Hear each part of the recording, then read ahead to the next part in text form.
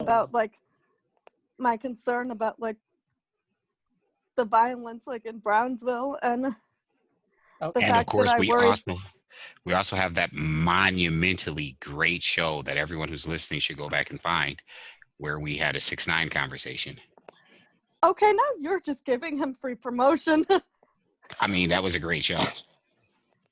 It was. Okay, so I totally accept your apology. But I'd like to know what you meant by a disservice to the community. Like, I'm genuinely curious. Well, I mean, I don't think, I mean, I'm not blaming, rap music necessarily for, violence in the community. But but I do think that that particular album and a few others by certain individuals didn't do any favors. Not all, because I want to bring it back to something that you said earlier. But not the genre as a whole. And, well, no, not the genre as a whole at all. I mean, there's plenty of examples in in other genres of music too of people musicians telling tales of like violent men and sometimes violent women too. Marilyn Manson. But I mean, that's a whole other topic. But yes, I didn't mean it as a whole, but I think earlier, actually, I think you did say something, please correct me if I'm wrong, but I think you did say something that like, I think all rappers like brag about like running guns or something like that. Did you say But not like all rappers, but what I meant by that, just to kind of rephrase it, and because I'm not completely sure whether I got my point across, but that like there's a lot of other rappers that have had violent lyrics and there's violent or overly sexualized lyrics in their songs that did appear on your list. So I was just saying, like, what's the difference, say, between Lil Wayne and 2 Chainz versus NWA? Like, where's the line? Yeah, but first of all, on that song that you're mentioning, Chance the Rapper was the primary artist. They were just featured guests. That's number one. But that's not even my point. My point is that the songs themselves, the song that they're featured on is actually a very upbeat song about conflict resolution, nonviolent conflict resolution. So I'm not going to agree with your assessment that I have included songs that promote boast about about being violent or criminal, because it's just not true. I can actually run down the list of songs that have appeared on my list so far and tell you exactly what they're about. Swimming Pools was about Kendrick Lamar's struggle with alcoholism. Can I hop back in for a second? Sure. First, hello, Erica. Some of you have met Erica before. Hey, what's up, Erica? What up, Erica? Matt Brown. Hi, Erica. Sam is waving. Emily. Ish is an incognito again. I don't know if you've ever seen him face to face. But I was just going to jump in and say, again, just to keep this really simple, this was about a list of songs, nothing more, nothing less. It wasn't about defending an artist's body of work or any of that. It was just about and I think I actually also made that point earlier, so thank you, Flav. Yeah, it was just about the list of songs that was on this, 20 to 21 songs. Yep. And I just wanted to throw Too Short's name in the hat of West Coast rappers. Okay, sorry. Okay. And I don't mind actually talking about these issues at all. Or just being like, hey, why is this, what's going on here? And I'm not going to harp on this for too much longer, but it's just that, it's just that in Emily's case, it's all good. Like we've been friends for a long time. This isn't going to change that.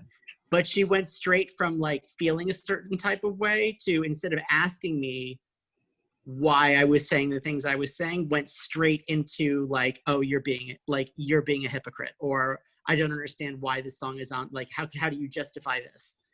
Like, you know what I mean? That's all. So that's fine. I'm more than willing to have these discussions.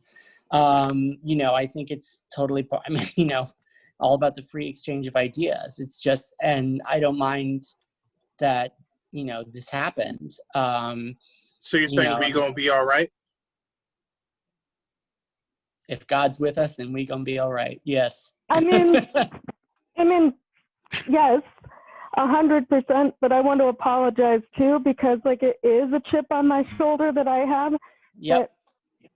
It is a chip on my shoulder that I have about like, And now I understand where you're coming from too, because it was actually going back to a discussion that we were all involved in earlier. So I didn't realize that that's what this was. So thank you for explaining that. I appreciate it, because I respect your feelings. So I want you to. I hear your feelings. So I want you to know that I acknowledge that your feelings and I care about that. Thank you. I'd like to know your next song. You got it. All right. Number 9 is 212 by Azalea Banks. I don't think I know that. Yeah. I don't even know who that is. Oh, okay. Are you serious? I'm very disappointed that she ended up not making good on the promise of her EP. Although she's still alive and she's still good. But that song I think that song is just straight fire. And she has had a lot of mental health issues. Yeah, I mean, when you're getting into fights with like 14-year-old girls on Twitter, like it's a lot. But who is this person? Azalea Banks is the one who was always hating on Iggy Azalea. Azalea Banks was known more for hating on other artists and getting into Twitter beefs than actually putting out music. I know. I've heard her way more getting into arguments than her music. Though I think she has put out music, and that song is awesome. And she was in a movie, I think, that RZA produced. Oh, let me see. That's interesting. How does the song go? Let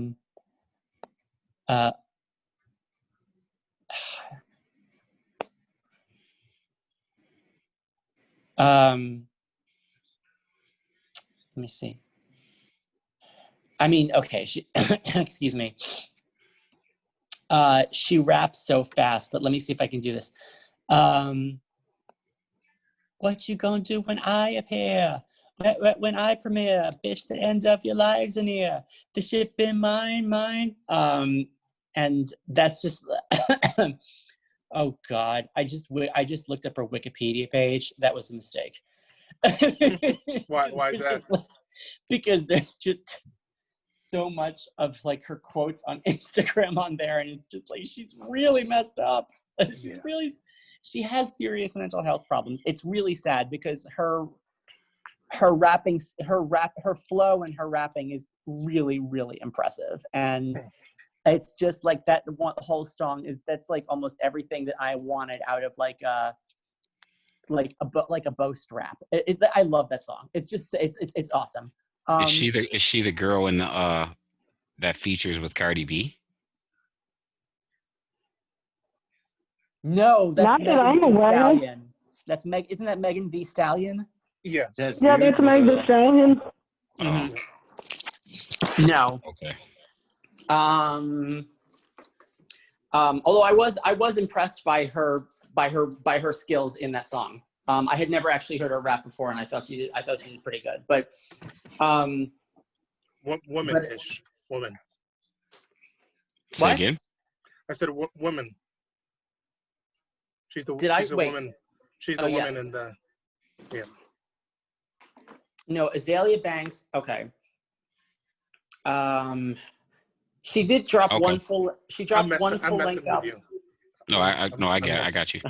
I'm messing with you. Good, She dropped good one call. full. No, oh my God! All right, you too.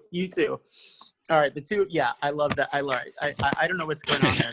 No, that was a good call. Nah, I'm just There's fucking. something going. All right, cool. There's something going on there that's interesting, but I'm going to just sit back on the sidelines and let it play out because there's nothing I can do about it. Okay, but so that's something you can also. I mean, you can also YouTube that as well. I was in the 212 on the Uptown A. You know what's up or don't you? So that's that song. I don't know if I'm sure. Does anybody else in the group chat know this one? Azalea Banks? Yeah. Emily, do you know that song? No, I don't know it at all. I really don't know any of her songs. Well, that's the thing. I mean, she kind of she dropped that hot number, and it went viral. It was very critically well reviewed and successful, and she was kind of poised to be like the next up and coming like rapper, like the hottest rapper from Harlem. But her mental health issues, I think, just got in the way. Okay. Is Remy Ma Well, from and I'll Harlem? admit, Wait, Remy Ma what? Is she from Harlem? no, she's from the Bronx. Bronx. Yeah, Okay. BX baby. Like she started a fight with everybody. Yeah, Cool. her Twitter and It says, Instagram like, feeds everybody. are full of like horrible comments. Got Elon Musk, Kim Kardashian. Well, that's a good one. That's a good one. She got him with Funkmaster Flex. What is she arguing with Funkmaster Flex about? He can get on people's nerves. Yeah, he's kind of a jerk. Okay. To be honest, like that's why I don't know the song, because like, and this is gonna sound funny coming from me, but for many years, like I actually, and this is probably insensitive of me because I'm not necessarily understanding like mental health issues,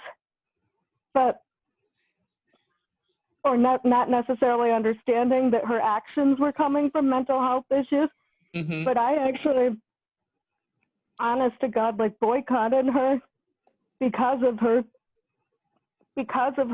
mean tweets and Instagram. Well, It's reasonable.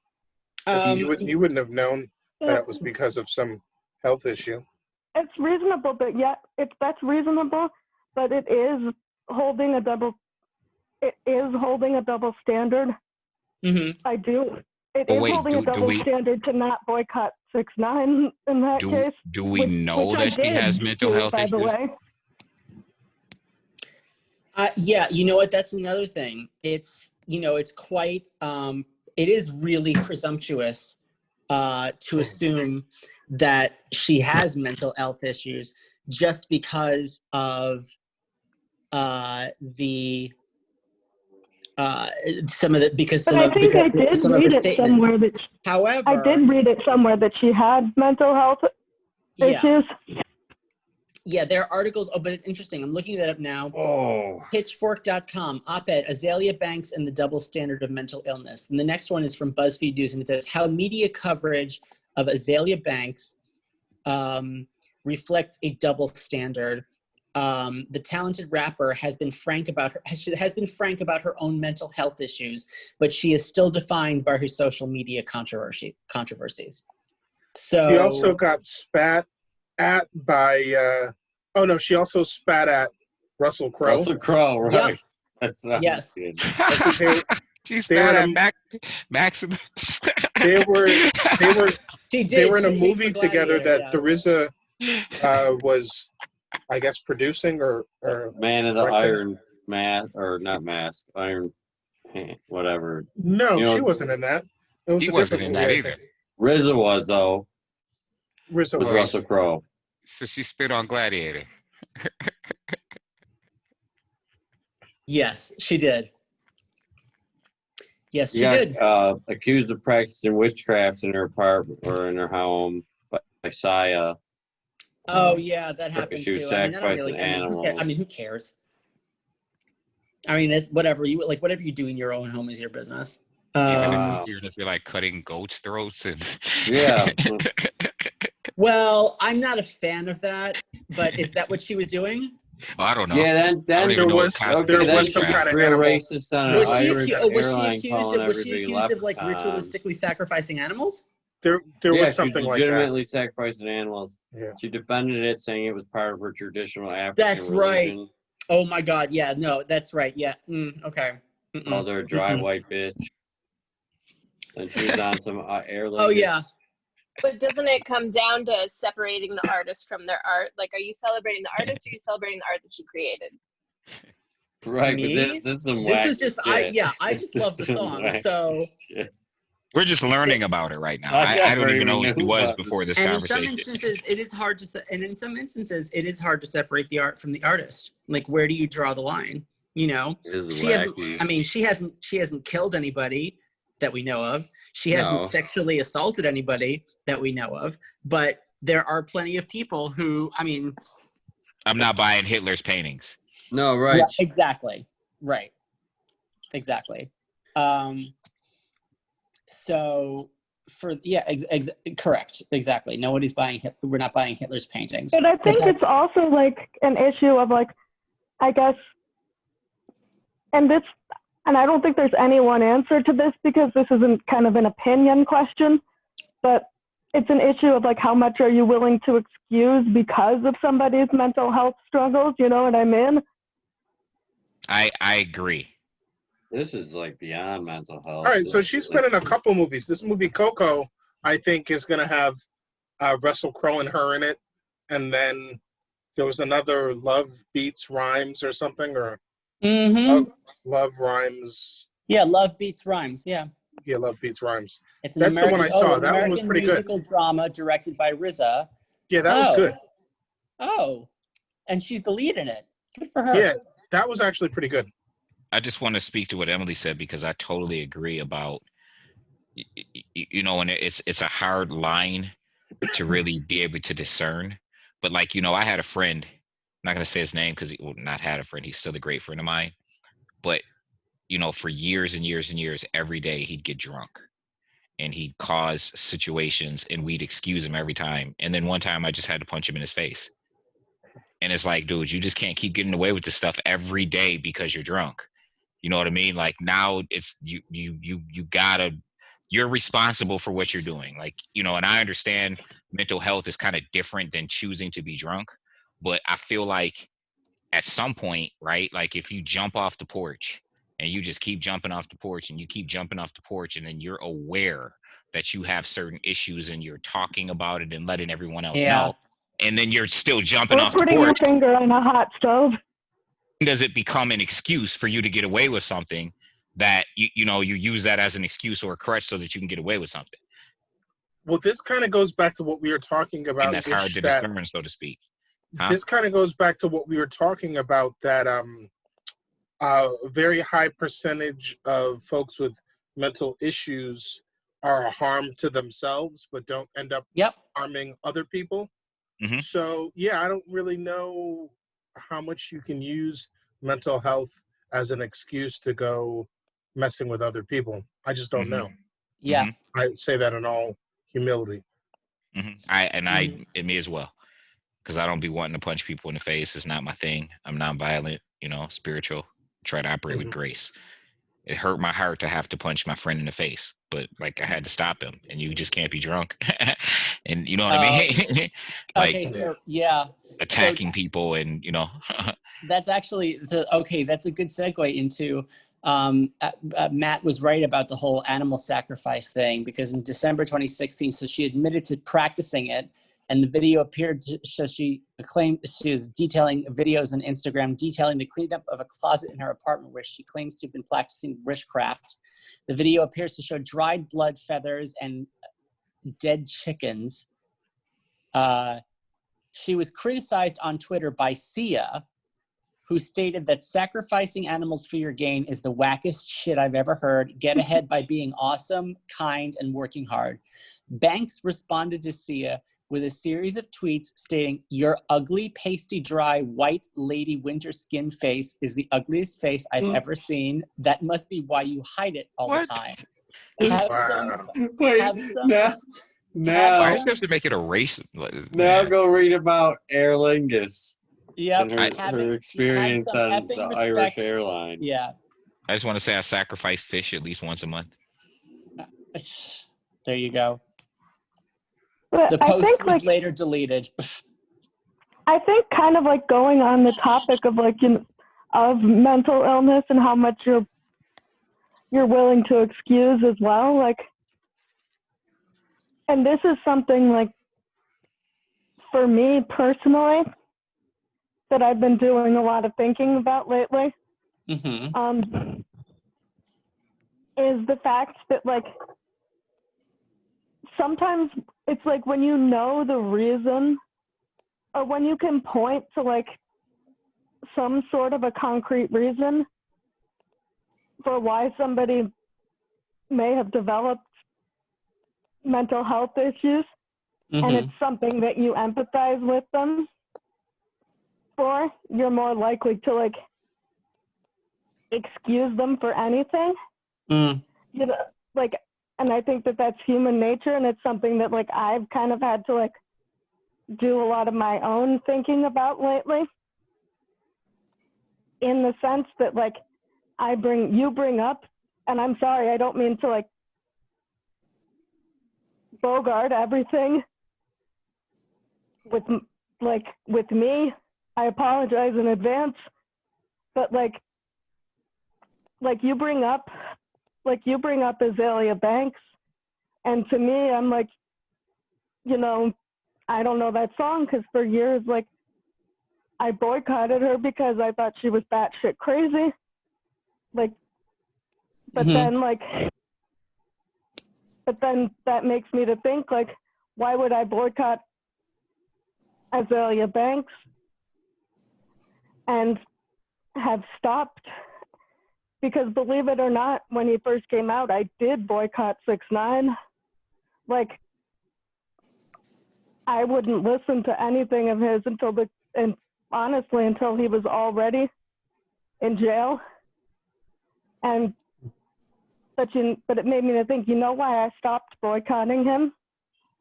Is because I happened to catch like a snippet of that last Breakfast Club interview that he did, with Charlamagne before he got arrested, where he went into discussing with Charlamagne the idea of like, or how he felt when his dad went to the store and never returned, and how like he was gone one moment and then the next, or he was there one moment and then the next was gone. Yeah. And it's like losing your superhero. Yeah. And that's how he always said it in interviews. And I felt it. Like, I felt it. I felt like that was like, that was the reason, like, why he does the things he does, and why I sometimes do the things that I do. Because the kid felt that hammer coming down on him at 13. I had it come down on me at 33, and not nearly as violently. But that still affects, like, everything. Like, it still affects me to this day. Like I still burst out in tears for no reason in the middle of public transportation, because that's the last place that I saw my dad alive. That's the last place where he was. Like, and I think like it's something I've been doing a lot of thinking about lately, like that, you know, everybody, you guys, like Misha too, like, is like, you sound like like my students is all like, you sound like an idiot. Like, you sound like you sound like a crazy person defending this kid.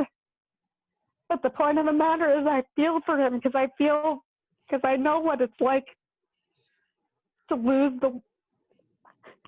the most important person in your life, to lose the one person who makes it everything's okay. So, especially because I know you personally, I certainly sympathize with you.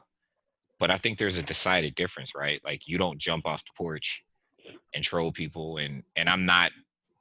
I mean, how you conduct yourself is different than how 6ix9ine conducts himself, and I guess you can chalk some things up to youth for sure. Well, and the fact that the traumatic event happened like at a youthful age, possibly. Right. But I think the comparison, what happened with your father stops at the conduct that, is displayed in post. And I mean, you're 100% right about that, because I've expressed it very differently. Like, I've kept myself together. Like, I haven't, trolled people on social media and, ordered a hit on Chief Keef. Like, although, if for anything, it would be for bad music. Allegedly. Mm-hmm. Allegedly, but he said it himself under oath. So I don't know how alleged it is, but we'll say allegedly for legal reasons. But, I totally see where you're coming from. I just want to say, you get where I'm coming from. We're still responsible for what we do. You know what I mean? Like, if I lose my father at 13, I'm responsible. And of course, 6ix9ine didn't do this, you didn't do this, but I'm responsible if I decide to take a gun and, off 12 people over the next 6 years. I'm responsible for that. And, me losing my father isn't an excuse, because I'm not the only person who lost my father, and they didn't choose to go get rid of 12 people over the course of 6 years. Well, I certainly didn't choose. I certainly haven't killed 12 people. Nor did 6ix9ine. I'm just using that as an example. Don't look for the bodies, people. I'm just trying to, highlight how, we're still responsible for the choices that we make. Even if there's a mechanism or a cause for that choice, we still have to be responsible for it. But I mean, you're 100%. Accountable. You're 100% correct about that, and that's actually something that I run into a lot with my students of where should I give them leeway, and where should I still be holding them to high expectations because I know they can do it. You know what I mean? That's always a struggle of a debate. And honestly, in the past, sometimes I was too easy on my students because I was well, they have to work, or they have to take care of their blah blah blah, or they've experienced trauma and blah blah blah, or I felt like it was my responsibility almost to baby them to make sure that they got things done, or kind of be a lawnmower parent. And after a while, I was just you know what? No. Did you say a lawnmower parent? I read it in some article. It's about how it's about it's kind of the definition of a parent who tries to go ahead of their kid and mow the grass, so to speak, get rid of any obstacles that their kid might face.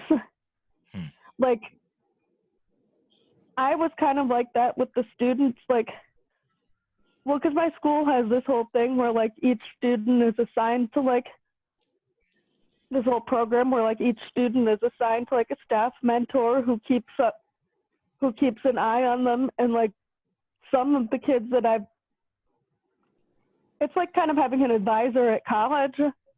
And some of the kids that I quote unquote mentor have really kind of become like, felt like my own kids to me. Felt like I'm, you know, hey, I skipped about 15 years and they don't look anything like me, but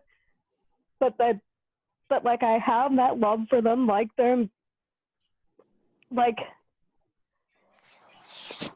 that love and protectiveness for them.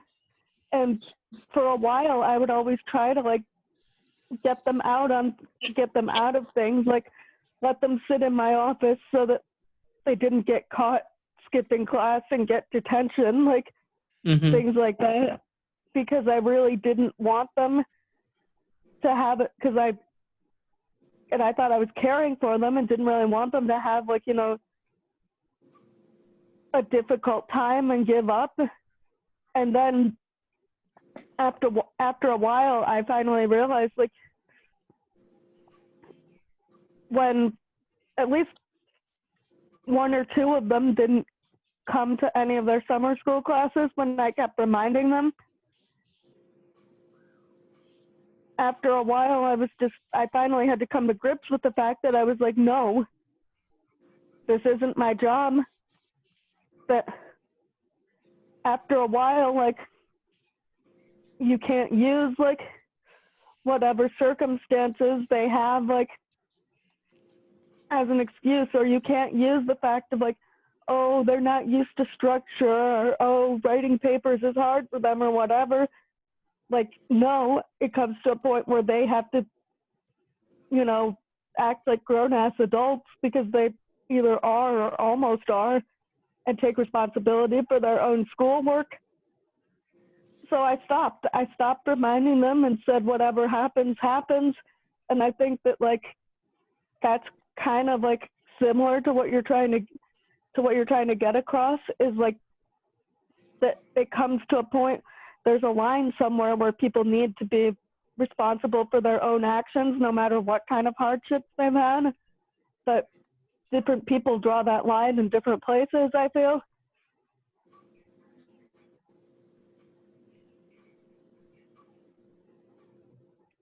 I mean, I think there's certainly a delicate balance between, you know, the open hand and closed fist approach when it comes to dealing with people, especially people whose lives you impact and or affect. But I mean, you said it at some point, like, and I think, you know, I've had students in some capacity before, you know, not obviously in school, but in other capacities. And I think it comes down to, you know, I used to tell my daughter, like, life is no joke. Like, it's no joke. Everybody has a story, right? Everybody lost somebody or will lose someone. Everybody has been through a thing. Even, you know, some of the people who, you know, you would think are more well off or what have you. Like, life is not easy. You know what I mean? and nonetheless, you still have to be responsible. You know, you still got to get up in the morning and do what you got to do. I mean, the world will swallow you whole if you let it. And many people do. Right? Like, many people just, I used to use this term, it's very insensitive, but many people just suck at life. And I guess it certainly has to do with, you know, the cards they're dealt, for sure. And or at least they suck at adulting. I mean, I guess, like, here's the thing, is like, sometimes I just wonder, and again, like, maybe this plays back into my whole, like, I guess, privileged guilt kind of complex almost that I tell. We're going to be upper middle class for this. So, yeah. That's why I'm still in She-Hulk, so I'm not found by children. okay. Sorry. So what's your next song? Okay. So this one, no, this is number 8, and I'm gonna get. I think, as I mentioned earlier, this may be a little controversial because whether or not it's a rap song, I think is open to debate. Sure. But And sorry, what was number 9? What was number 9 again? Oh my God, it was 212 by Azalea Azalea Banks. Banks. Oh, 212. Okay, it's just not in the. It's just not on the chat there. Okay. 212 by Azalea. God help us, we're gonna be on the phone for another half hour now. All right. So number 8 again. All right. Again, I chose to define this for my purposes as a rap song, but there could be a debate as to whether or not it is or not. It's "Take Care" by Drake. How does it go? I'm gonna pass on the debate. Okay. How does Take Care go? Well, Rihanna sings the chorus, and it goes, "If you let me, here's what I'll do. I'll take care of you. Okay. I've loved Is he, and I've lost."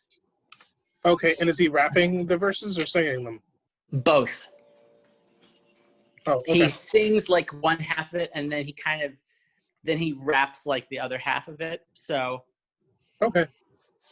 I Yeah, think close it's enough. valid. Like if there's any, I think it's valid if there's any rapping in it. Like even if he's singing most of it. yeah, thank you. I think so too. So I think you're right in Brown his. Yeah, singing Ghostbusters, the rap song.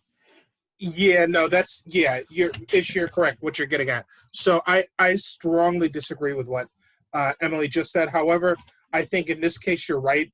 If it's 50-50, like whatever, it goes to the dealer. If it's close enough, it's close enough. But I strongly disagree that you can drop, 2 bars in a song and say that that's a entire rap song when most of it's singing. That doesn't. No, I'm sorry, I didn't come out right. I see what you're saying, like, but it sounds like that, like, but I think the difference is that, yeah, you're right. Ghostbusters is not. And don't get me a wrong, I was rap feeling song. that. Too hot to But handle, too cold to hold. Call the Ghostbusters and we're eight to grow. But I think That was I from mean, number that's 2. almost fire. Wasn't that from the second one? If I was you and you and I me, believe so. Yeah, I'd be yeah. timid. If you want I- something But I big. think in this case it's valid because Drake is an accomplished, talented rapper, and it's more than it sounds like. It's. I mean, honest to God, I don't know the song that well myself, but it sounds like it's like Yeah, more than again, just 2 bars. yeah, again, I'm gonna push back. I think we don't need to know his background. The song is what it is, right? Like, I don't care if it's Michael Jackson. If you're singing, you're singing. If you're rapping, you're rapping. A person's background as a talented singer doesn't have any bearing on the song itself. The song stands. No, Right. but Sam said that it did have some rapping in it. So does that stand to say that, like, let me throw this out there, something like Jay-Z and Alicia Keys' Empire State of Mind, does that not count as raps because Alicia Keys is singing in it? I already addressed that. I said it's fine. That's a It's a rap rap. I said it's a rap song. It's 50-50. It goes to the dealer. It's fine.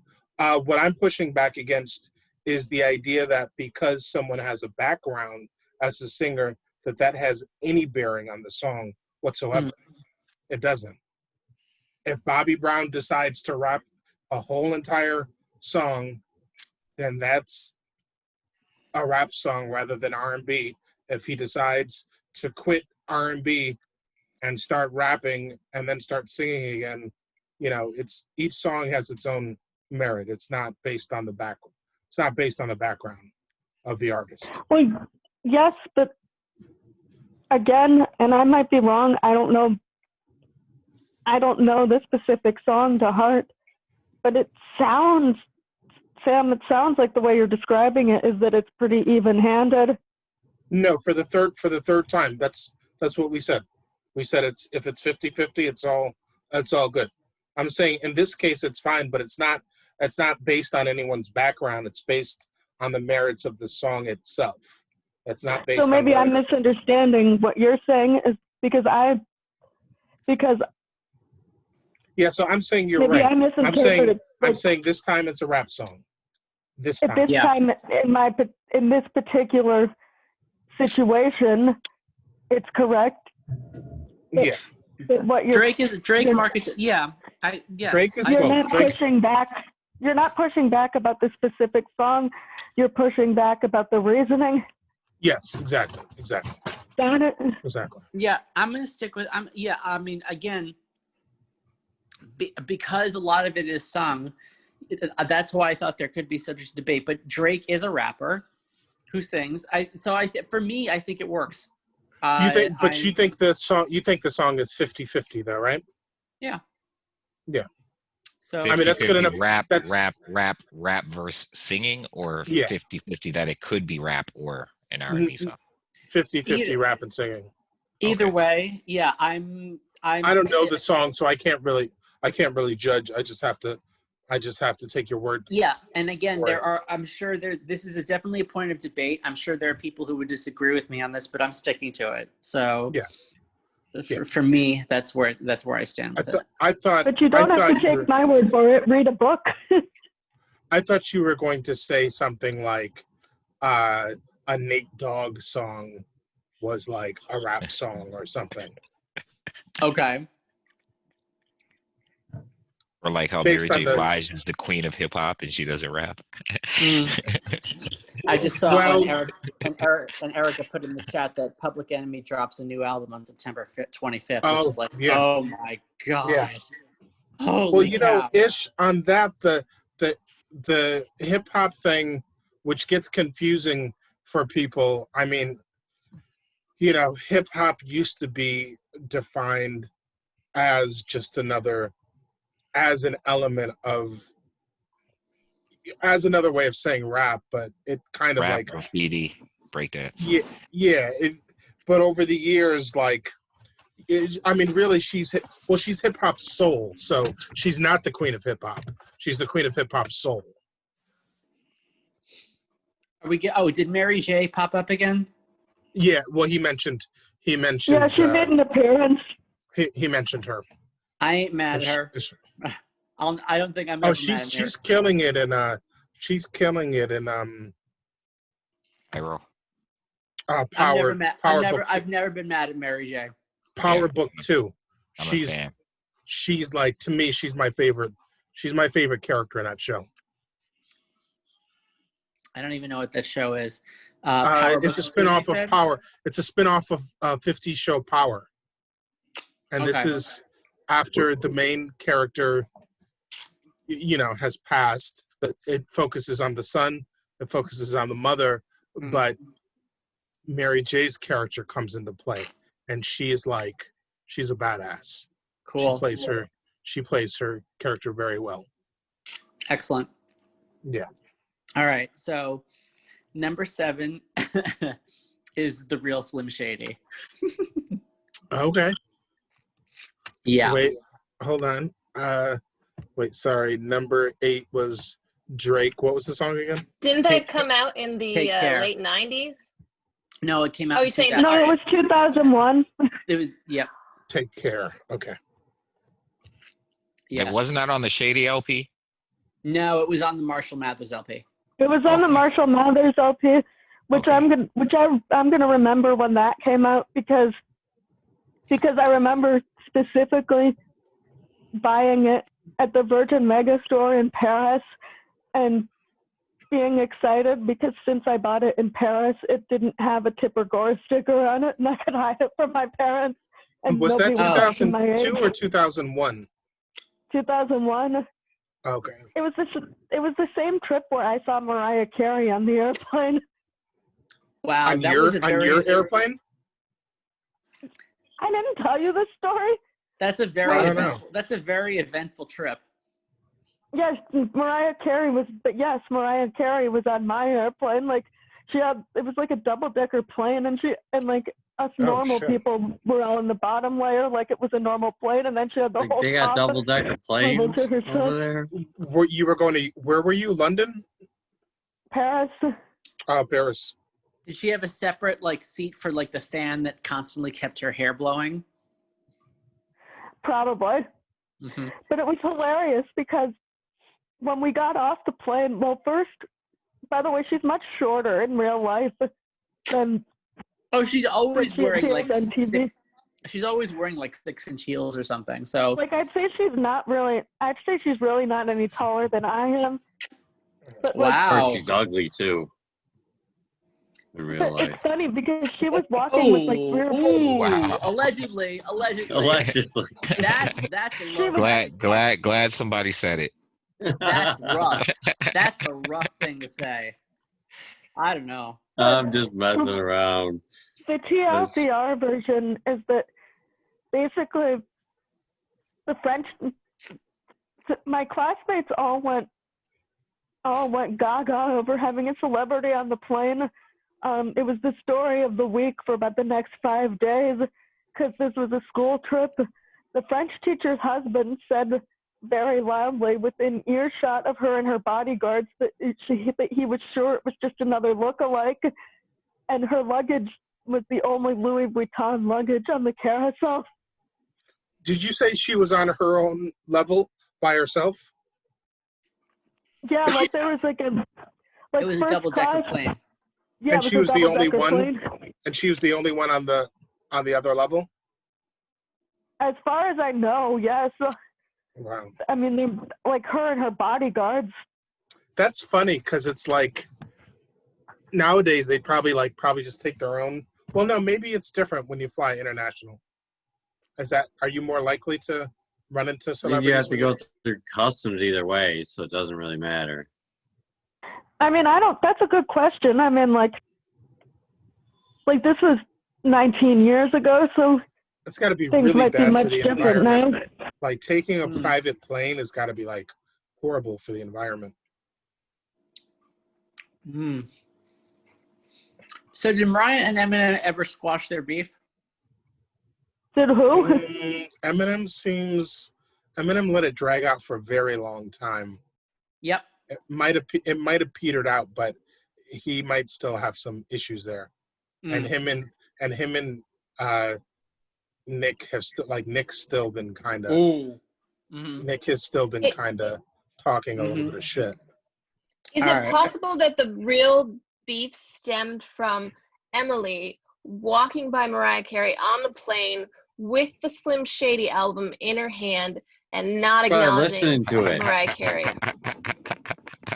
Probably listening to it. She probably had her sign it. Sign this for me. Donald Trump signs other people's records. Really good. I like that. I like it too. That was dope. That probably started. That's a great theory. Emily, you had something to do with this beef. We're starting a whole new fire here. This is awesome. You know, the best thing to come out of that beef was the song that Mariah Carey came out with, because it's one of the only times an R&B star has had like a beefing song with a rapper, and she actually like held her own. Like it was actually a good song, a great video. It was funny. Like she clowned him. Yes, and like not too many people end up on the upper end of a situation with Slim Shady. I heard Celine Dion wrote a song like that too about Eminem. That's funny. That one's a classic too. Yeah, it's a song no one wants to hear.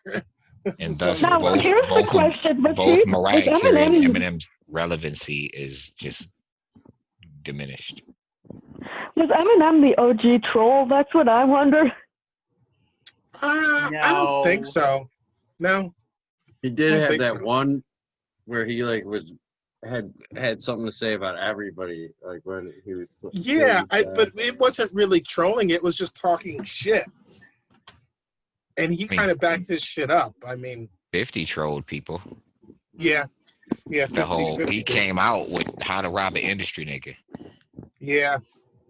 And just trolled the industry. They didn't even know what to call it back then. People were like, he ended up like getting into some beef over that. Yo, people was mad at him. Yeah. He had Wu-Tang mad at him, and like he had Fat Joe mad at him. And yeah. That was before 50 was 50. Yeah. Wow. This is a joke. So the lesson to all is just don't put numbers in your name. if you're going to be an artist. No, it's the opposite. Those guys blew up. Like those they guys are at the was top huge. of their game. You're like 50's nobody making- took How to Rob an Industry Nigga seriously, and look at where 50 is now. But He's still the eating, problem is though. they did. The problem is they did, even though No, they shouldn't did, have. but I mean, like fans didn't. Like people weren't buying people How to weren't Rob buying an it, Industry right. Nigga. Yeah, nobody was. Right, You know, right. it was like, who is this 50 Cent dude? You know what I mean? Yeah. Yeah, that's funny. He really had didn't. rappers not taking him seriously because he could rap. It's just you could hear it on mixtapes or what have you, but this guy could rap. So you got Fat Joe responding to this unknown artist who put out a song named How to Rob an Industry Nigga, and he just like robbed everybody on his song. Like, Yeah. that's what he did. He just robbed all these rappers in a rap. And And they some took it R&B personal. people too. Yeah. And some R&B people. Yeah. I think. And What did he said? Something about robbing Big Pun, but he was too fat to run or something. Or Oh my goodness. yeah, they didn't like Yeah. that. Yeah, they didn't like it at all. And then something about robbing ODB, but he wouldn't have any money. ODB wouldn't have any money. Don't worry, Okay. Khalees has it. Wu-Tang didn't like that. He probably Wait, what's wouldn't, that? though. Wait, what'd you say? Khalees has it? Yeah, I said Khalees has it. Has the money? Yeah. Hey, Dirty, baby, I got your money. Oh, Yeah, right. Money, it ain't Yeah. money. Hey, dirty. That album was trash. Yes, That it album was. So trash, but that song like did its job. Yeah. People like bought the album, but that was a He wasn't trash fire album. since he did, and you can criticize me, but me and Mariah go back like babies with a pacifier. That was to me the last time Old Dirty was fire. Well, the problem is, he had tons of problems. So like, without Jizza and those guys holding him down and writing more than writing half of his rhymes, and just like without them focusing He wouldn't have him, done shit. yeah, he was just like a wild man with a bunch of money now, like getting high. Like, yeah, it was just too much. They had to record him from prison the one time. On the phone. Or Yeah, Wu-Tang Forever. Triumph, right. Capone did that with Nori. I mean, Nori did that with Capone. yep, Yeah. Recorded a verse over the phone from prison. yeah. 6ix9ine. Those, 6ix9ine should That have was brought Those that back. verses- those verses always amuse me, like the recorded over the phone from prison verses, just because it's like so. Because that won't happen ever again. 6ix9ine No, could have it's- did it. He did. Did he? Yes, he Oh. recorded a song over the phone from prison and put it on his album when he got out. Like, he had his girlfriend record the song through her cell phone. Yeah, that's not the same. These guys were on payphones. No, but he was It's on a not the payphone. same. It's not He the was on same. These guys had to put money in a machine, and they But only what had you're a talking specific. about They is couldn't on be like, both "No, let's do that ends. again." Matt, can You're you talking imagine ab- you're trying to use the phone in prison and the dude in front of you is rapping and you're like, I dude, would lose it. I would lose Like, dude, my mind. get off. Let me get Here's what off. here's what I'm saying though. Are you saying payphones on both ends? Because no, I don't think we're talking Have about you both ever been ends. in prison? No, we're just No, but talking when about I'm- prison. no, We're not talking about payphone on the other end. No, there's no No. payphone on the other. You But I have to heard call the- somebody, right? You would get one what phone I'm call. saying is that No when ad libs. 6ix9ine when There's 6ix9ine did total- it, Yeah, when but he did it 6ix9ine on a cell phone that somebody brought No. into the prison. no, he didn't. You did like the audio is not good. Trust me, and the audio is not good enough. No, I'm talking. I know you're The talking. audio I'm letting you get to your point.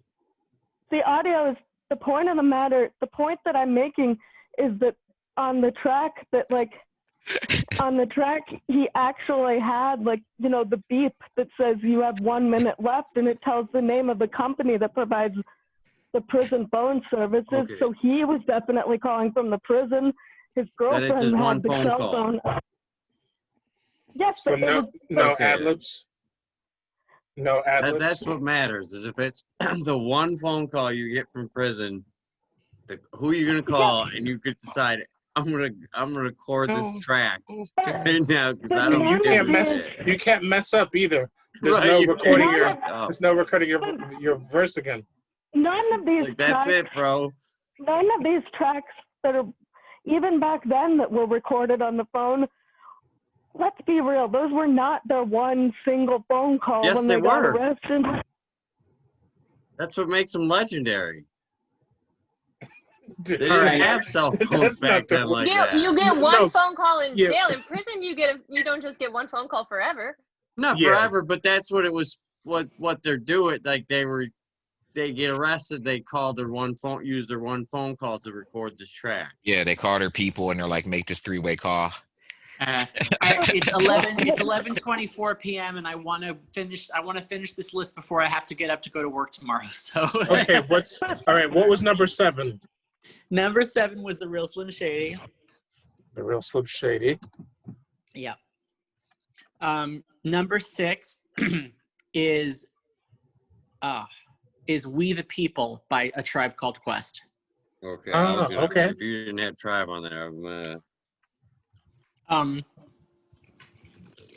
If it were just, if it was solely based on personal preference,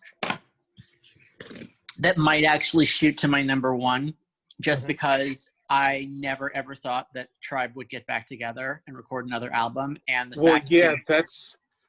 Matt, remember, this is the 21st century, so right. That's amazing that they even had Made something. an album. Right. Well, they literally, they did it because Phife Dawg was dying. Mm-hmm. So it was just, who knew that, like, I actually think it's the best album of their career. And I love that song. All their other stuff was recorded pre the millennia. Yeah. Yes. Yeah. Right. All their other songs are like Low End Theory and Midnight Marauders and. Oh yeah. I mean, I don't agree it's the best of their career, but I think it's great. No. I think it's the best in a while, in a long time. I think it's better. When he first said it, I totally forgot that it was 21st century at first. And I absolutely love that song. Love it.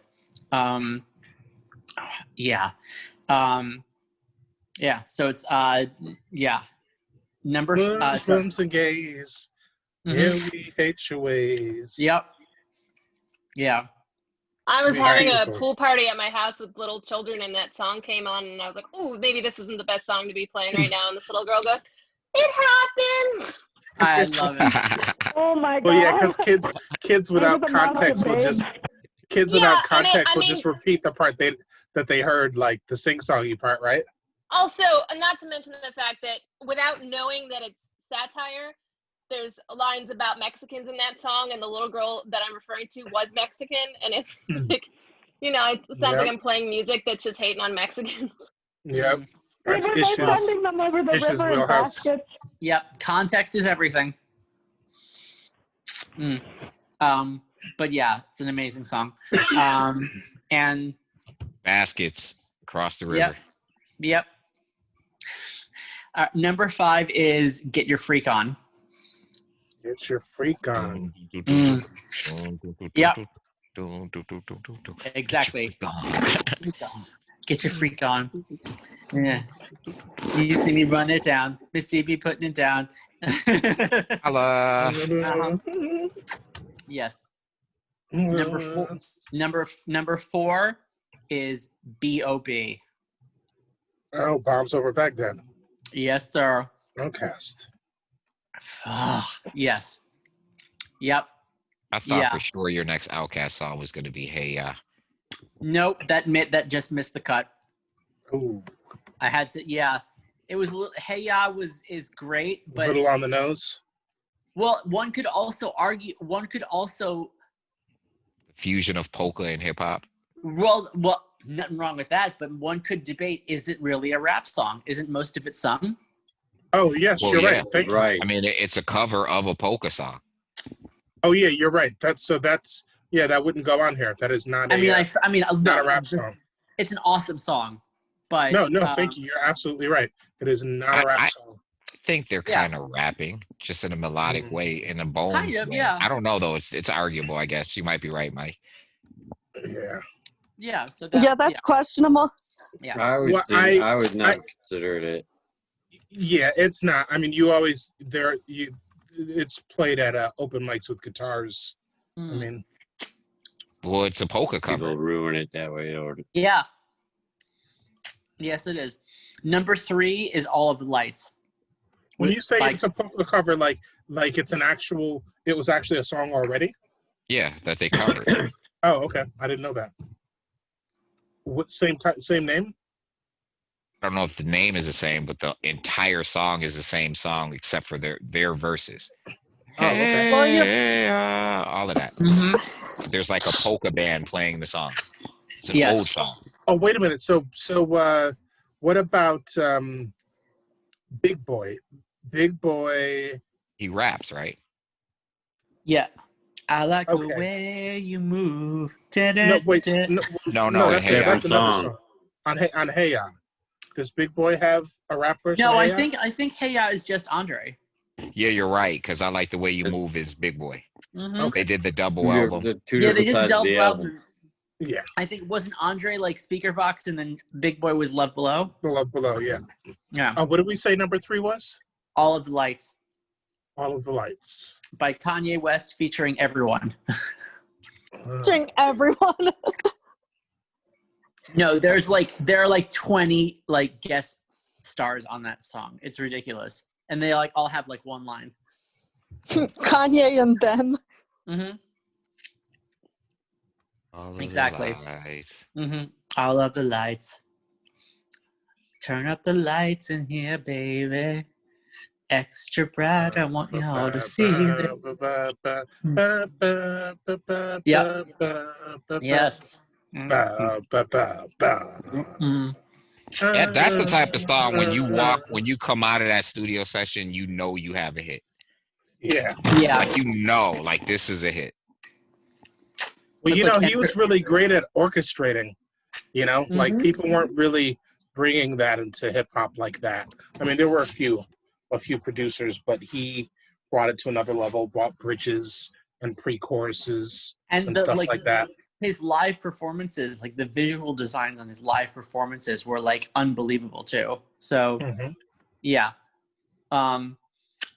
Number 2 is Paper Planes. Paper Planes Mm-hmm. by who we mentioned earlier, MIA, right? Yep. Yep. All I Never want to heard it. do is Bang, And bang, take bang, your bang. and take your money. Ba, ba, ba, ba, ba, Mhm. ba, ba, ba, ba, ba, ba, ba. No one on the corner got swagger like us. Yeah, that was that That's whole. a different song. That's actually interesting because I kind of felt like that was the same era as like a Millie. Is that Like a rap those- song? It was. It was. Yeah, it was those kind of it was like those kind of what do you call that? That certain rhythm like to it, like that like interesting, like I don't know if you call it like a staccato kind of rhythm, but it just had that certain feel to Yeah. it. Well, I would call it Joe staccato. Strummer from The Clash composed that song. Which one? Joe Strummer. Yeah, it's Paper Planes is built over. Thank you, Matt. That's what Paper I was Planes trying is to built remember over a who Clash originally sample. wrote the Okay. music to it. It was Mhm. Joe Strummer, because then he plays with the Night Watchman, or I think it was them or the Street Sweeper Society, and they did that song too. Okay. It is claimed by the artist Peaches that she taught MIA how to use a synthesizer. Oh. And then Peaches MIA. And who was Peaches? Oh, you don't know who Peaches is? Nah, It sounds Peaches. familiar.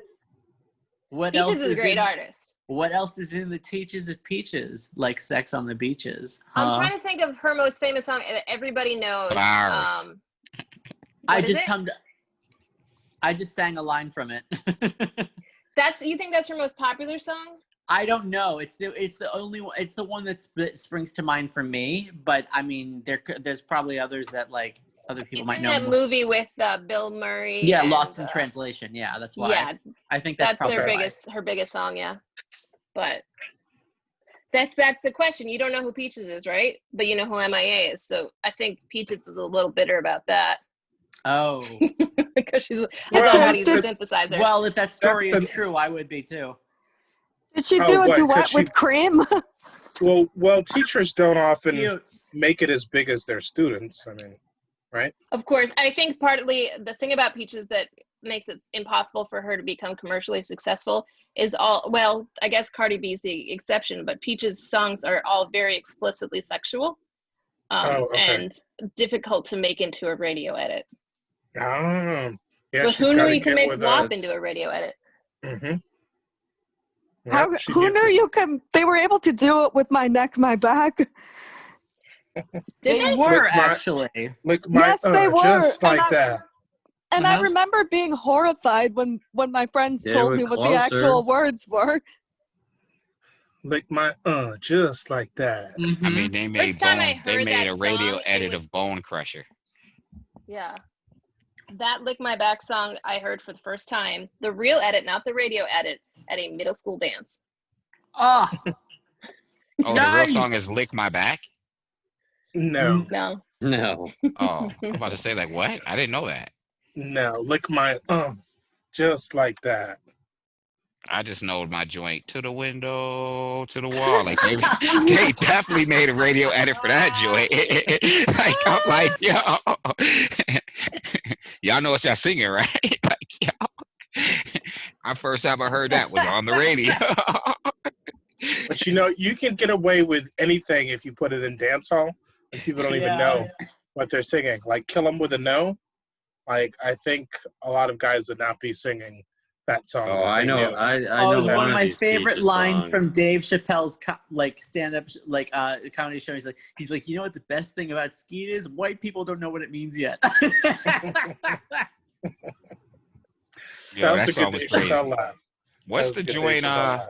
Little Bow Wow did with I said, little bow wow, you just don't know the way you no, move but he so had fast one. It's across probably the only floor. song I ever liked. It was with the woman who's married to Russell Wilson. Sierra. Yes. Yes, I know what you're talking about now, but the name escapes me. Okay. Yeah. What's next on your list? Oh, number one. If you got money problems, I feel bad for you, son. I got 99 problems, but problems. bitch ain't one. Yep. Flav, you didn't press the button. Oh, what? What button? Well, The he didn't B-word say button. anything bad. He didn't say anything worse than I say. Oh, I said BIGCH. Come on, let me be ish every once in a while. Well, and let me be anti-censorship every once in a while. Oh God. So yes, 99 problems. I think it was like I tried really hard, but I think it was just inevitable that was going to top it. That's an interesting choice for the top song. That it came down to Jay-Z. Yeah, just in terms of like not only like innovation, but like cultural impact and like all of it. I think just it was and everything that meant. I think it's just that was I at the end I just waved. I just threw in the white flag. I was like, yep, you got. I was like, you took this one. But that was so I realized that's my number one choice for my favorite, for like the best song of the best rap song of the 21st century. I don't think it's been topped, but again, that's what makes horse races. So I'm always open to hearing other people's viewpoints on this. So I guess. So that was my list. Thank you all. I'm so happy that you guys tuned. I'm so happy you guys tuned in for this. Thank you. You know what I'd like to tune in for? What would that be? your movie review list? I know I need to do more of this. Look at my hair. Oh my God.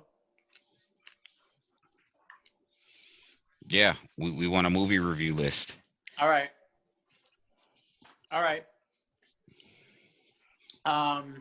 Sure. Oh, really? I thought you were gonna say you wanted to tune in for my clapback top 20 list. We'd I'll like be happy to to hear that too, Emily. I'd was personally joking. like to know. I'd personally like to know your top 10 COVID era films. Oh my God. That have come out since. Yep, COVID? during the pandemic. Yeah. So movies that were I liked released- Underwater was good. Movies that were released during the pandemic. I don't know if I've seen any. You mean the ones released directly to Netflix? Just movies, Netflix, I would- Prime, theater. I would actually have to do some research on that because I'm not sure how many I've seen. It's been, it's not like, the pre-COVID movie era when it was just like, oh, I would just go to the theater. TV's better as of right now. Like, I Put think it down. it just became more of a Yes, I'm an talking to easier you. medium. I at the have an moment. admission. Well, people don't go to theaters, so what's My hair. Oh crap. I saw I got- Tenet on Saturday at the drive-in. What'd you think? Mm-mm. did one? People No? said that there are problems with the volume on that film. What movie? Tenet? Like the sound effects are louder than Oh, people's okay. voices. Yeah, I think that's true. I think it's just super confusing. Like, you gotta concentrate as hard as you can to even make sense of what's going on. That's stupid. So I watched a movie, and Kindly let go it's of an the bottle. admission. It's an admission that I feel bad about making, but like several people told me I should watch this film on Netflix, and I Okay. feel like they played a joke on me. The film is called Love, and when I watched it, I was feeling some kind of way. I'm not recommending it. I'm just admitting this on air that I watched this film, and like my friend, I was just about to say his name. He was like, "Yo, Ish, you really got to watch this movie," and like 2 other people told me, and I'm Your like, "Okay." friend John Doe, got it? I was just about to say it was about to come out. I'm like, Right. oh, hold on, wait a minute. Let me not say his name. He may be I watching saw. the show. Yeah, I saw this movie. I watched this movie. I did a Netflix watch party with a friend of mine for this movie that was getting a lot of controversy called Cuties. I didn't watch that. I heard Oh about it. God. Yeah. So that was interesting. You could do a whole Um, podcast on cuties. What? Yeah, we could. You- I mean, I think people probably have. I would imagine. Now that That's- does cross that's- the line into morally reprehensible for me. I What I mean, find yeah. funny though is it's the same people getting mad about this that'll vote for a guy who runs Team Miss USA. Yeah, but do you guys remember the movie Kids when we were, Oh younger? yeah, I thought I Kids Elmo. was a great. do. I thought Kids was a great film. Yeah, well, Elmo? watch it again Here's the and thing. remember how old everybody was when they were in it. Yeah, cute. This Ah. movie, it's funny. People are like all up in arms about this movie, and I'm not saying that in a knee-jerk way. There isn't a reason to be, but there's also no nudity in the film. Like, there's no nudity in this film. Are you So, talking about the Netflix documentary? Yeah, it's not a documentary. Yeah, but it's called Cuties. Yeah, there's no Yeah. nudity in this film. Oh, it's not a documentary. But No, it's it It's is not a also documentary, but it is it is like a slice of life, and it does. sexualized children. Did you see Well, it? It's supposed what's to be, interesting? Emily? What's interesting is that the filmmaker is actually according to the filmmaker, her intent was to cry out against the sexualization of children. Yeah, of course. But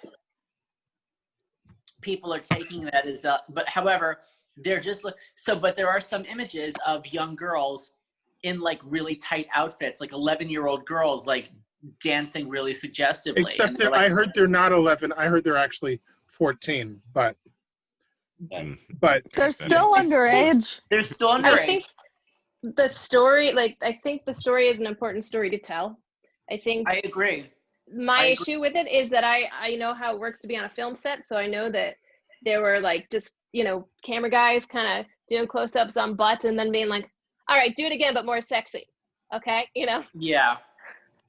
so the fact that they used actual And I haven't seen the film, so I have no leg to stand on. But you know. Right.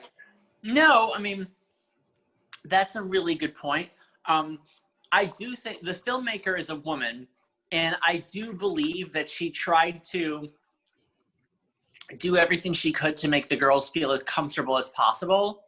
And the story is an important story, but I think that simply because movies, like if it were a book, I don't think people would not be reacting this way.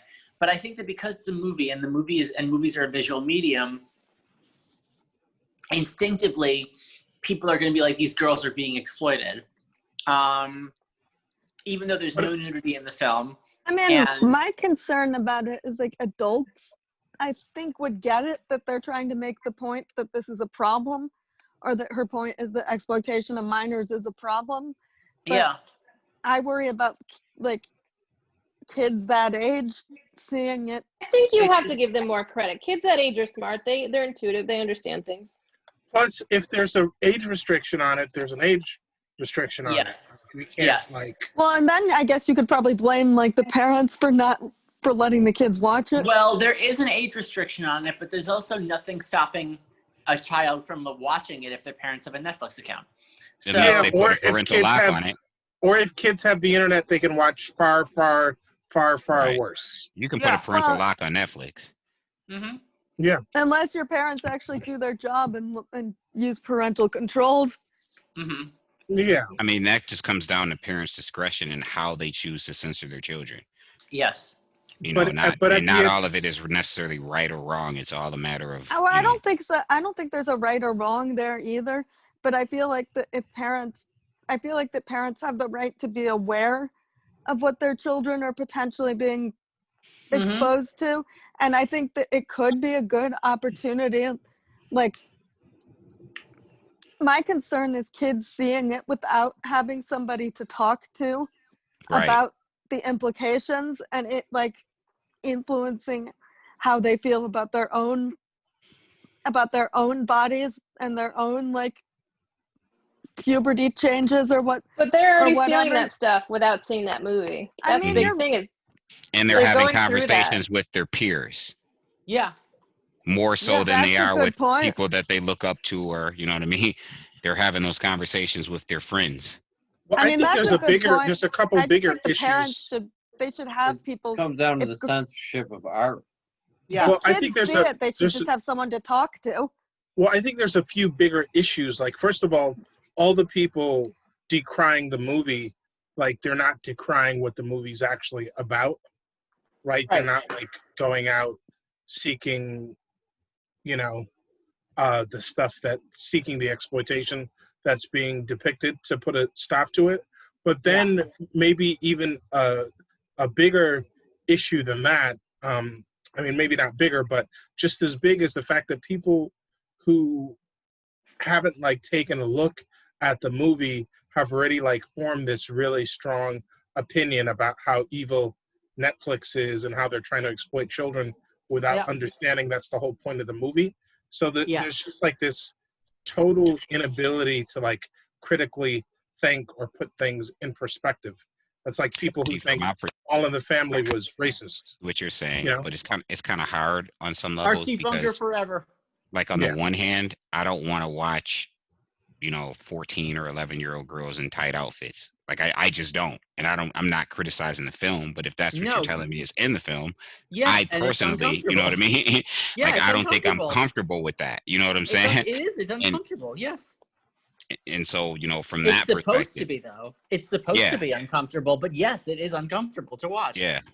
Yeah, but it's like the same people who don't want to watch 14-year-olds in tight outfits on Netflix live in a world where these people are parading around at these pageants doing that. But I'm not watching the pageant either. Right. Yeah, that's what I was gonna say. I don't think any of us are watching the pageants. You're missing my point. You're missing my people point. That are complaining and decrying it. Oh, okay. Are thus hypocritically accepting it in other forms. Yeah, like the fact that you're not watching it isn't like making it go away, and I think that's part of the point of like the film is like, here's this thing. Like, imagine if it's this difficult for you as a viewer watching something that is scripted.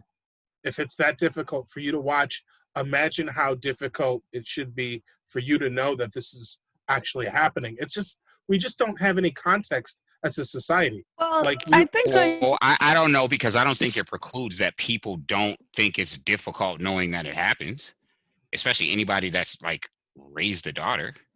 I think it's just kids are growing up and they're learning and they're experimenting and they're going through puberty, and these are just experiences that real teenage kids have, but no adult ever wants to discuss it. And I think that's what makes Cuties a good film, but it's a very uncomfortable film from what I understand to watch.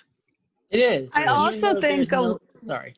I also think a lot of these issues are newer issues for this generation of kids, of like body dysmorphia and the slash the feeling that you have to be quote unquote sexy all the time at a younger and younger age. I don't know if they're Because, new. like- They're Yeah, just I was gonna more say, in your I face. I definitely felt that when I was in middle school. But I Right. didn't. Yeah. I mean, maybe I'm just odd, but I felt like, feel like that I didn't feel that way because I didn't have Instagram or Oh no, Facebook we've or anything always, like that. at least for as long as I've been alive, I've lived in this society where sexuality and the way your body looked was commercialized. Yeah, as long as I there mean, were for as magazines. long as I've been As long alive. as there were magazines. Yeah. Predating I me. mean, like, I guess that's true. I mean, I see your point. Like, I guess like it's hard for me to like, or maybe to realize that or to think in that fashion, because because at that time in my life, I was the kind of person who kind of just ignored all that crap. Like, I still ignore advertisements. So like, and I still ignore like that kind of crap of like what society tells you beauty should be. So like, maybe it's just a me thing rather than a generational thing.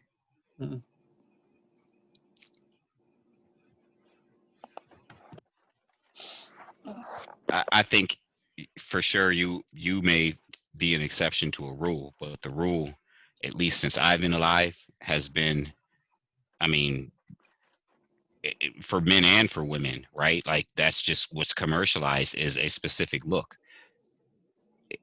And as a person who at one point in time was a young boy that went through puberty, I know why I looked at certain magazines, or you understand what I'm saying? Like, I know, and I'm sure a lot of guys can say the same thing, you know what I mean? Or a lot of people, period. You know what I mean? They everything. That's why beer sells. You don't put regular looking women in beer commercials, or they're different now. But when we're talking 80s, 90s, before the internet, or not before the internet, but before the internet as we know it, all this was in your face on television. Every billboard, every commercial used sex to sell. Everything. Like Didn't every matter what it sitcom, was. every sitcom, And every at one point magazine marketed Married for with Children. teenagers. Right. had the hottest mom. That's like a bad trope, right? Like, the guy is never equivalent to like the wife on the sitcom. Oh yeah, he's always Yep. out of Like, his league. Like, look at Married with Children. Like, come on. I mean, Peggy wasn't, but Al was just the worst kind of human being. Well, wasn't he supposed to be like kind of portrayed as like a doofus? Right, but that No, was but what they was all portrayed as are. acceptable. Yeah, And- they and- all are in sitcoms. From The Simpsons to Archie, to Al. Homer, you Yeah. know, they all are. Red Foreman. Carl The only- Winslow. The only one Right, that well, was he's not as bad because that was more of a wholesome show, well, even him kind of, but the only one that was kind of equal was like Roseanne, Right? Yeah. Yep. and she messed Yeah. it It up. was it was always the Eventually- bumbling husband did, and the so- beautiful wife. Yeah, Right. No. 'Cause Yeah. that gave it was these were targeted at your normal American male. Oh, it's okay to do what you're doing. When, your wife, your wife has to do these things, and then the gender roles were equated to that, and then Yep. She's got to do That all doesn't- these things and still look good. Yeah. That just Roseanne threw in reminded the me- face of all that. Yep. I mean, I don't think like I didn't see that, and maybe this is because it came on a little bit later originally than some of these other shows. But I don't remember that being the case in like Boy Meets World, for example. But those shows, the focal point was the children. I think it Right. changes That's when true. it's like that. I mean, there was a show called Three's Company. right. That Wow. Yeah. Right. I mean, It was the Charles in 70s. Charge. what exactly are you Maybe trying to remember tell that me? show? You know what I mean? Yeah. Yes. Yes. Yeah. Yeah. It's a very perverse show when you think Yeah. about the premise of it. Yeah. Wait, Charles in what Charge. show? Charles in Charge. He's the babysitter of the two young girls. Oh, Got bail. Oh yeah. I never even thought of that. Yeah. And I it's just like the song. an extremely Charles in sexualized charge premise of without Of any our us. home overtones and and whatsoever. our lives. Yeah. So The creepy Yes. songs about a there's plenty creepy of it. babysitter. Yes. Yes. That's a really good point. Yeah. Yeah. So yeah, with that cutie show, that's the only thing for me. It's not like I'm critical of it because I'm not criticizing it. I haven't seen it. I'm not going to be comfortable any more than Watching I it. would be. Yeah, and I any more than I'm comfortable with children being exploited anywhere in life. You know what I mean? Right. And I'm it's not a saying very, that show is yeah. exploiting it. All it needs to do is tell me that that's what the goal of the show is, Yeah. and I get it. I don't need to watch it to know that Right. that's the goal of the show. You know what I mean? No, it's a very fine line that movie walks. It's very fine. There's So another similar show on HBO now like that. It's not about children. It's about Nexium. I don't know if anybody knows what that's about. Nexium. Oh, the cult thing? Yeah, the cult. And there's Yeah. all these Hollywood people are ending I up thought in you were it. talking about the heartburn medicine. Well, it's so funny. Actually, go ahead. okay. No, actually, when I watched this movie, it kind of reminded me of a movie that came out almost 20 years ago called 13. And it had Holly Hunter in it. That movie actually did have nudity in it, but not the kids. Holly Hunter had a nude scene, but the movie also dealt with like 13-year-old girls who were like growing up, who were rushing headlong into like adulthood and like having like behaving like doing shoplifting and drugs and like engaging in casual sex, and it was co-written by one of the young actresses who was playing. I think she was like 15 or 16 when she made the film, but she was like, but they were playing 13-year-olds, and so that also was. And again, it's interesting because, the film was written and directed by all by women, right? Just like this new movie Cuties is. So, but again, it walks this fine line between, all right, it's definitely a female-centric film talking about female experiences, but at the same time, these girls are wearing very, very like inappropriately revealing outfits for so it does cause discomfort, but I guess it's about whether or not, but again, maybe on some level it's shocking. It's just like, okay, we're uncomfortable because our culture has sexualized these young girls and their bodies. When is it that at what point are they allowed to take complete ownership of their bodies by themselves, and where it gets to the point where it's just like, where's it empowerment? Where's it, Yeah. And it's like, it makes people uncomfortable, but it's just like, does it make us uncomfortable because we're so used to them being sexualized, or because now it's just like they're reclaiming their bodies as their own and they're going to wear whatever they want, and we're not like, and it's their right to wear that, and like who are we to say they can't? I don't know. So for me, because I can draw parallels, right? Like I came up in the hood. Up until some years ago, like I used to be on the block. So I'd see little girls, young girls, I mean, young girls, 11, 12, short shorts, twerking it. Like literally, I remember driving down Jasper in the projects one day, and like these two girls decided, because I guess the term is fast. I don't know. It doesn't really matter to me. They decided to stand in the middle of the street and like twerk. And they couldn't have been more than like 12. So like you see this all the time. It doesn't mean I want to see it. It doesn't mean I want. And again, you know, we're talking about the line between ownership and what have you. And to me, what will make me uncomfortable about the film Cutie, say these girls did take ownership of, you know, their bodies, or even boys or what have you, right? What makes me uncomfortable, not about the film in particular, is that like I'm uncomfortable with the exploitation of children. And I'm not saying that the film is exploiting them at all. I'm uncomfortable with the idea that children are being exploited anywhere in the world. And if the film brings attention to that, then all you have to tell me is that that's what the film does. You understand what I'm saying? You don't need to like engage with it any more than that. Yeah. Right. Like okay, you know what I mean? Because again, you know, when you talk about taking ownership, that's one thing, right? But we also live in a society where things are sexualized. And so the fear becomes, well, how does this guy look at that boy or that girl? You know what I mean? Are they sexualizing that person? You know, we've had this conversation before. Like if you carry yourself a certain way, if you dress a certain way, it doesn't give me license to react towards you in a manner that you don't consent to, right? That you don't approve of. Like it doesn't give me license, but a lot of, you know, especially guys, right? You have a lot of guys who, you know, they say stupid things like, you know, if she didn't want me to approach her, why does she dress that way?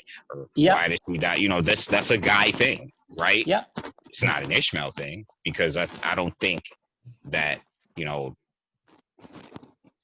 if I carry myself a certain way, if I dress a certain way, if a woman carries herself a certain way, dresses a certain way, that's not an invitation. You understand what I'm saying? Like, if you dress a certain way or choose to carry yourself a certain way, that's not an invitation that says, you know, but because our society has made, I don't want to say sex, right? But we had this conversation before. It's kind of like in Europe, they don't look at sex differently because it's normalized. They don't look at it the same, because it's like normalized. Like you see people who are comfortable in their skin and with their bodies and appreciative of their own bodies all over the place. Like in the newspaper, on commercials, at the park, you know what I mean? Like every park is people like, love to say that though about like countries like France, but if you look at the sexual assault statistics in France, there's a real problem there. Yeah, but see, I lived in Germany, and like every park in Germany is nude option. And you'll go to like Delaware Park and half the people will be laying out on a towel topless, or you know what I mean? Like it's just, and no one is running up and snapping their pictures. Now that doesn't mean sexual. I think sexual assault is just prevalent everywhere where men choose to exercise power over women. You know what I mean? I just think that's that takes place everywhere.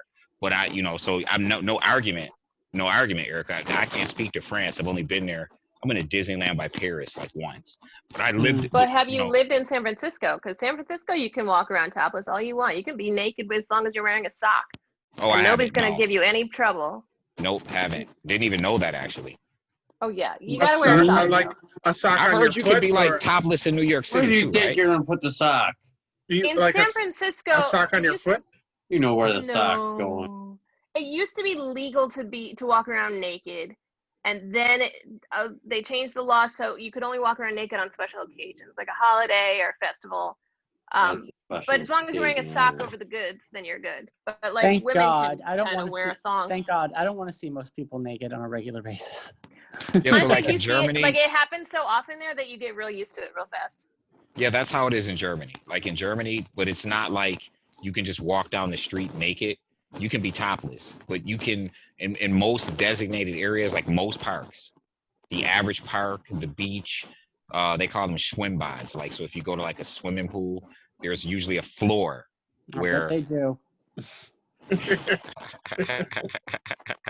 there's a floor where you can be nude. However, if you're not going to be nude, you can't be on that floor. Mm. Like if you choose not to be nude, then you can't go Right. to that particular floor or what have you. Mm. But like Sure. literally parks like Delaware Park, it's nude optional. You know what I mean? So it's, you know, and I mean, there's kids there. People show up with their kids and take their tops off. Now, So is the sock? Does the sock go over all Oh my of the God. goods? All of the goods. Goes or on just your the main walnuts. really, Wait, Clay? does, Yeah, does- people usually wear it like over their penis and testicles. Walnuts Okay. and your beaver. okay. So this is a specially made sock. No, it's usually just a tube sock. I'm actually. Some gonna people get will off 'cause wear I'm like getting tired. a little satchel, you know, a little thong with a little satchel. That's so funny. Little I'm actually gonna do-rag. get off the call because I'm really tired. But it was Okay. a I like to pleasure. wear a do-rag when I do You can wear a go out do-rag, yeah. San Francisco, so that my waves stay natural Good night, all. down there. Yeah. Just don't tie the do-rag too tight. That's hilarious. Right. Good night, all. All right. Good night. Good night, Yeah, man. nice meeting you. It was a pleasure. Is this true about New York too, right? Like you can be topless in New York? Technically, I but people mean, don't do it. Technically, you- it's legal, but it's frowned upon. I mean, as long as you have How long you 360 want. waves, as long as you have 360 waves, you're good. No, seriously. Can you be topless in New York? I thought think that was technically, something I yeah, heard I think recently. I think Emily's right. Technically you can, but I don't think people exercise it a lot. That's a state law. You can be topless anywhere in New York State. Right, you can do it here too.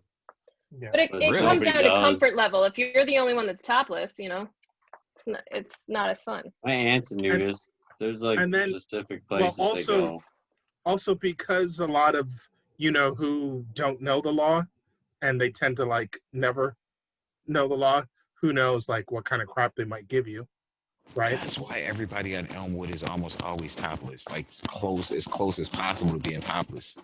Oh, Yeah, okay. it's Elmwood is has been for years. Yeah, like I'll be standing outside the comic store and I'm like, why? What's happening to my life? Like I don't be ogling people, Is but that it's the just, I artistic remember when they district? first I started didn't. that. Yes, the art Yeah. district. Yeah. I'm like, wait a minute, what's happening here? I feel like you're going to a different Elmwood than me. Oh, like Allentownish. Allentown. It's been legal I don't know if there. I've ever seen anybody when's the- topless. When's the last time you've been to Elmwood? You ain't been here in a while. Wait, you said near topless or topless? Like, so no one is topless, but you might as well be. And that's the I best think way. November.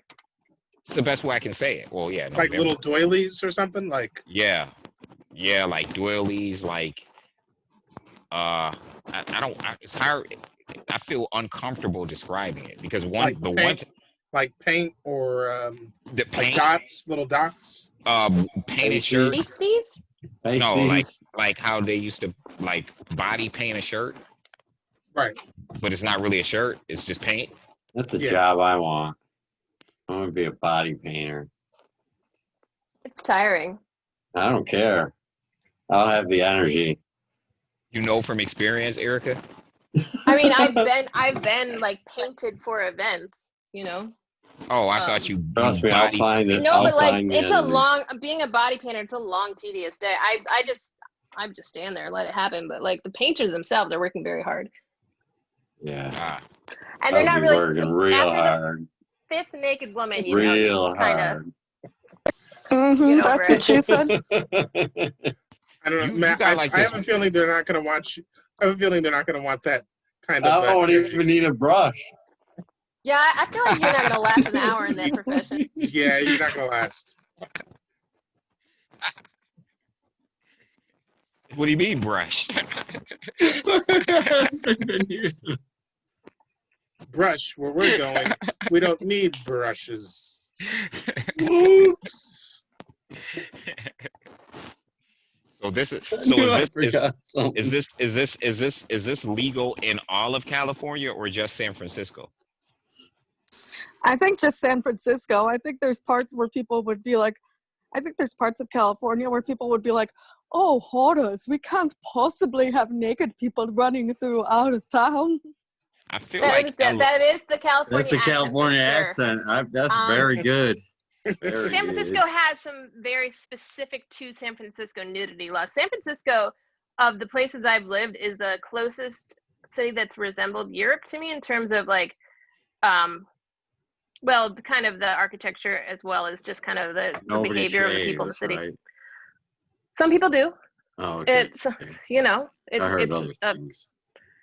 well, not everybody does, but some people do. some people do what? Shave their armpits and, you know, whatever. I was just lot of- joking, Eric. It took me I know you're just serious. joking, but it is a very there's a huge feminist element to San Francisco, so it is pretty common not to shave your armpits and have very, very short hair. It's a cool city, but yeah, a lot of nakedness. Is that a picture of you in the background? Oh yeah. You have a life-size picture of yourself in the It's background.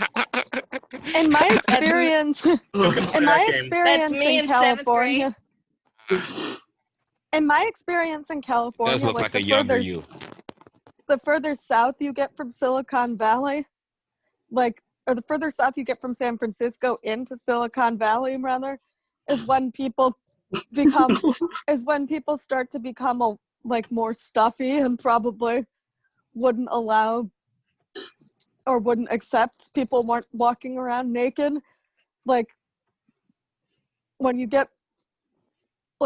As you get further into Silicon Valley, where Stanford is, Palo Alto, Facebook headquarters, all of that stuff,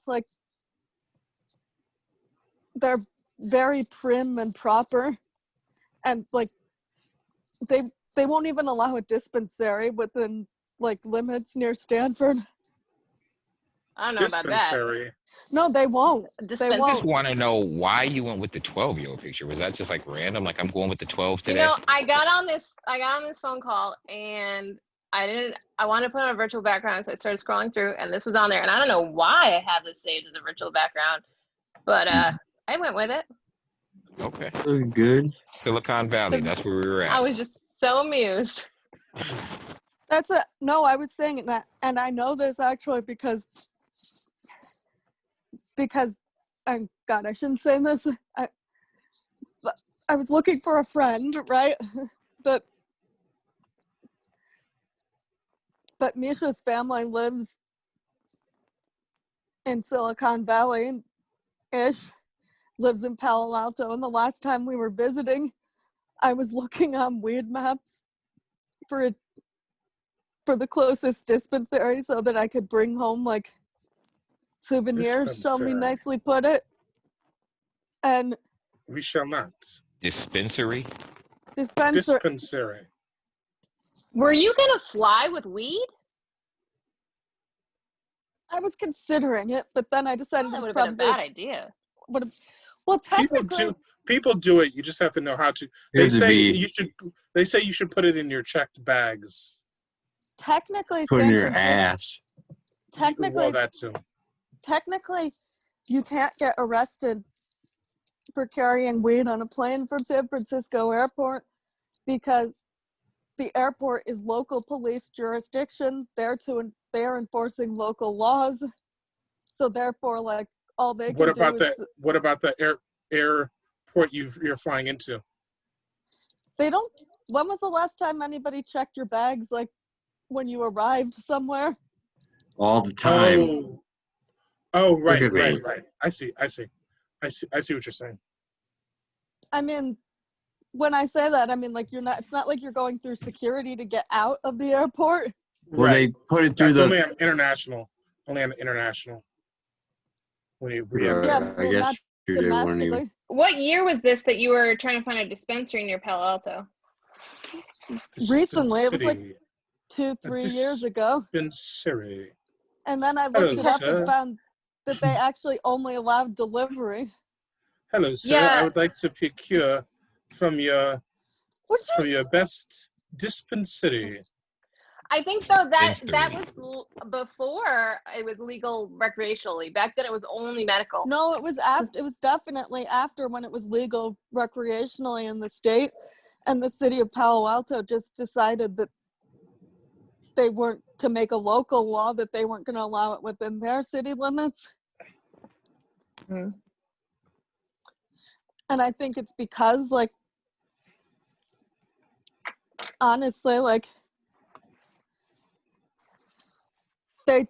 they're a little bit more affluent and like and prim and proper. And a lot of people, Misha complains about this from when he was a child. Like, a lot of people kind of had like the not in my backyard attitude there.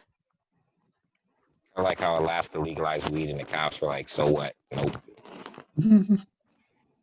It's Wait, say it's what? a little bit like that in my neighborhood. Wait, what'd you say, Ish?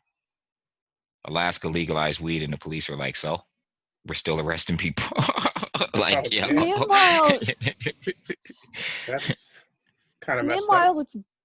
meanwhile, it's very hard to get in trouble for it in New York. Oh, you can get in trouble if you're. Guess that's if you're Yeah, white, right? I always hear. it's Yeah, I always hear smoking white About to up. say the people. same thing. I always hear white people say this. Yeah, this is something that white people have been saying for years. I'm glad you said that, Erica. Like, wait a minute. That's some white people shit. I was gonna say that, but I don't think it depends how you look. Yes and no, though. Last time I Because- was in Central booking, my headlight was out and the cop pulled me over and I had a dime of weed and he took me to Central booking for a dime. I'm like, yo, You're really? like, but sir, nobody does this anymore. Yeah, no one does this. Like, what are we doing here? At a dime. Like, yo. But I mean, this is just, I mean, it's anecdotal, so take it for what you will. And I definitely, don't get me wrong, like, you don't have to convince me that there's racial disparity in marijuana enforcement, because there definitely is. But it seems like more so as of late, and maybe I'm just not paying attention, but it seems like more so as of late, there's a lot of people like who openly smoke blunts on the street in my neighborhood, and like these are people of color, and the Well, cops. I always openly smoked weed But the for cops years don't do. and years. But my point is that like the If cops it's don't. legal medically, though, they can't enforce it. They can't. The law in California is that I don't believe you could have, before it was legal recreational, you can't just ask somebody if they have a medical license if you catch them smoking weed on their own front porch. You can't do anything to them if they're smoking weed on their front porch because they could say, I have a medical card. Well, no, They not don't on have their to own. prove it either. Not on their own property, but I'm talking like in front of stores, in front of like. I've been Like- smoking weed. I don't smoke anymore, but I've been smoking weed on my porch since like the early 2000s. Yeah, I mean, technically on your porch, it's supposed to be different, though. Cops were always trying to find loopholes, like, oh, you're out in the open, like you're in the, like if you're in an apartment kind of You ain't a front baller to thing, smoke on someone that's else. like, oh, you're, smoking in the open Yeah, but Mike, air. you're right. But it's interesting because I can't recall a time. The only time I've ever been in trouble with police for weed is in my car. If I'm walking, it's just normal for me and like whoever we're with to just light a blunt and smoke. Like me and Dwayne have just walked plenty of places, like down the street just smoking. You know what I mean? It's the only that's time the it's ever point been I'm in my trying- car. That's the point I'm trying to make, is that like I just don't see like the NYPD, like, and again, like I said, it's anecdotal, and like I do believe that there's a disparity in arrests, but like anecdotally, I don't, like, I've seen like the NYPD just standing and like watching people of all different races just light a blunt and walk down the street. Like, what are you gonna do over a blunt, especially if I don't have any more weed on me? Like it's not even really, in my opinion, arrestable if like it's a Well, blunt. that's what I was gonna say. I think that they probably the reason why, and I'm gonna preface this with I don't care. Like, I don't care if they're smoking a blunt on the street. I don't have a personal vendetta about that. Like, I personally smoke inside the apartment, but that's just me. But like, I don't got a problem with people walking down the street and smoking a blunt. It just seems like weird to me that the police would make such a big deal about possession and not about like openly lit blunts. And maybe they have better things to do with their lives than like harangue people over like lighting a blunt on the street. But you'd think that then they would also have better things to do with their lives. Here's the thing. A blunt, I don't know how big you're rolling them and how, like, it doesn't fit enough for them to do anything anyway. No matter how, like, if it's a Gotti, there's probably not even an ounce in there. Yeah, they might just assume you have more on you. Yeah, Well, that but happened to me when me and a friend of mine got pulled over smoking a blunt. They searched the car, didn't find anything else, put the blunt back in the ashtray, and told us to smoke in the privacy of our home. Right, it's not even worth their time to write out the paperwork. No, it's not. But worth if I it. had a nickel or a dime bag, I would have went to Citrus Book. Right, if you had any, like, enough for them to bother with. But the point is that like a minute ago you just said an ounce and like. I didn't say Well, that's what it, No. that's what it is. It's an ounce. What I mean is, yeah, Matt said an ounce. Like 3 and ounces now But Ish that you said need a to have nickel. on you for them to even do anything. But I think the point, though, that just answered the entire question, and I think that we all knew the answer from the get-go to begin with. Like, Matt, you just said an ounce, and Ish, you just said a nickel or a dime. Yeah. Now, I don't know what kind of scales y'all be using, but there's a big difference between an ounce and a nickel and a dime. Yeah, but for them legally to do anything to you, to incarcerate you, to give you anything more than a misdemeanor, and even then, they can't even give you a misdemeanor if you have less. You have to have about 3 ounces in New York. So Look, Yeah, I but know. what they The can point do. is that I know the weed laws. Like the point is that it sounds like they're unfairly, and it sounds like that it is supporting your point that they're obviously, and everybody's point that we all know that they're obviously unfairly enforcing them. Yeah, they're going to drag Ish to bookings, and then they could drag Ish to bookings, and then they could throw it out when it comes. Yeah, make me stay the night. Make Yeah. me stay the night, see a judge, and throw it Inconvenience out. him. Yeah, inconvenience him, you know, mess And then with him. probably smoke the weed themselves. And then they give you ACD, and you're out. No, not even an ACD. They literally just dismiss it. But I had to spend the night in central booking. Now, see, the last time I got in trouble, you get dragged around. The last time I got in trouble was with a bunch of cats I was working with at a non-profit, and in front of the bar that we always went to, there was like a down. No, it wasn't that long ago. There was a downstairs thing, like it might have been for like a coffee shop or something. It was a nice downstairs. There was plenty of room. We'd be down there just like, you know, talking it up, freestyling, like just like having a good time. But, you know, when some cops came, there was nowhere to go because it was like, you know, you couldn't get out of there. And even though it was technically outside, we were like boxed in. They gave us like tickets, and the white guys, you know, tickets. Yeah, they gave us tickets. The white guys, theirs was dropped, and then the black folks got ACDs. Tickets for what? Possession. For smoking in the open, I guess, or some shit. Like, probably. See, but that's my point. Is like, why are they? Substance. That's the point that I'm trying to make. Is that like, how are they like? How does it make any sense that they're like dragging it like taking Ish down to central bookings for a dime bag? They're just using weed as a way to torture black people. That's all No, it is. but Right. It no, really is. no. Look, No I'm better not. way to say. I'm not debating that. Books written about it. I'm not debating that. But what I'm saying is and this is just a curiosity of mine. Like, I know 100%. Like I get it that marijuana laws are used as a form of as racism ostensibly, but I'm just legitimately confused as to why they would go after somebody, why they would drag Ish down to central booking for a dime bag, but not for seeing him smoking a blunt. No, yeah, I don't know. So I want to make it clear that because I casually, I don't smoke at all, but I casually smoked. I was very belligerent about, like, if I'm on my porch, I'm smoking my blunt on my porch.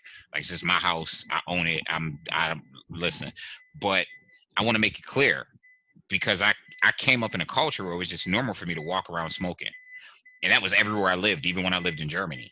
You know what I mean? But it's not like if the police are driving down the street, I'm like, yo, man, pass me that blunt, and just start puffing in their face either. I mean, that is very true. That's what I'll do. You know what I mean? Like, it's not like when I see the you. police coming, I'm God. also not cognizant, like, okay, there's the police. It's not like I'm just gonna have the blunt hanging out of my mouth. You know what I mean? Because here comes the police. You know what I mean? Like, I'm kind of cognizant that, you know, this is illegal. You know what I mean? But it's not. It's something that I never really thought about as far as, like, I never expected ever in my life, nor did it ever happen, to be stopped or arrested because I was walking down the street smoking a blunt. You know, if anyone chose to call the police because I was smoking a blunt, by the time the cops come, the blunt is like, where's the what blunt? What are you talking about, officer? I've had people call on me, and then they come and everything's. I had smoked it, and then you know, what can they do? But I mean, if they're what I meant is, like, if they're standing right there, but you kind of just answered that question, Ish, because, like, in hindsight, even I, if I see, like, an NYPD car, even I will, like, you know, hold it down, like, hold the blunt down, like, hide it behind my butt, like, do whatever so they don't see it, so they can't think it's coming from me, you know what I mean? Mm-hmm. And I think that's kind of what you're getting at, like, is that there's a difference between, you just kind of cuff it in your hand.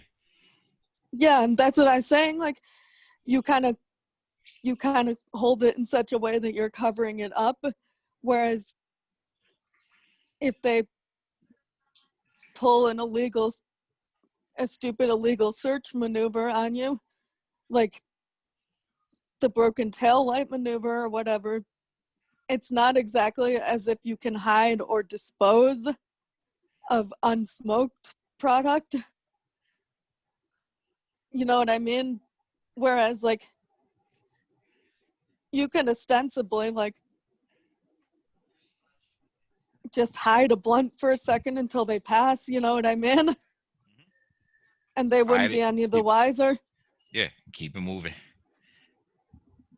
I mean, I haven't left my house more than a dime bag's worth of weed since I was probably like 25 years old. You know, it's not necessary to leave with that much quantity. So I don't really worry about it. If I was gonna leave, I would just roll my blunts, and you know what I mean. And take a few, and that, like, you know, you have less to worry about. But I mean, before I was like flipping pound, which, you know, that was a while ago. After, when I stopped selling weed and I just was smoking, I just bought, like, I wasn't about to be going out the door buying weed. You know what I mean? And my wife is an accountant and she wants everything on a budget, so I just bought what I needed for the month. You know what I'm saying? And I would just and you don't have to be messing around with it, traveling around. Yeah, like, I'm not that. I mean, they care, but only because they're hassling you. They don't care because they care because it's affecting the community. Their justification for it is, oh, we're policing this because this is how they pay for other drug trafficking, other terrorist organization. All that shit's nonsense. I don't even think on a street level marijuana has an adverse effect on the community. I think marijuana It doesn't. does on, like, say, the level I was on, for sure, because I saw things.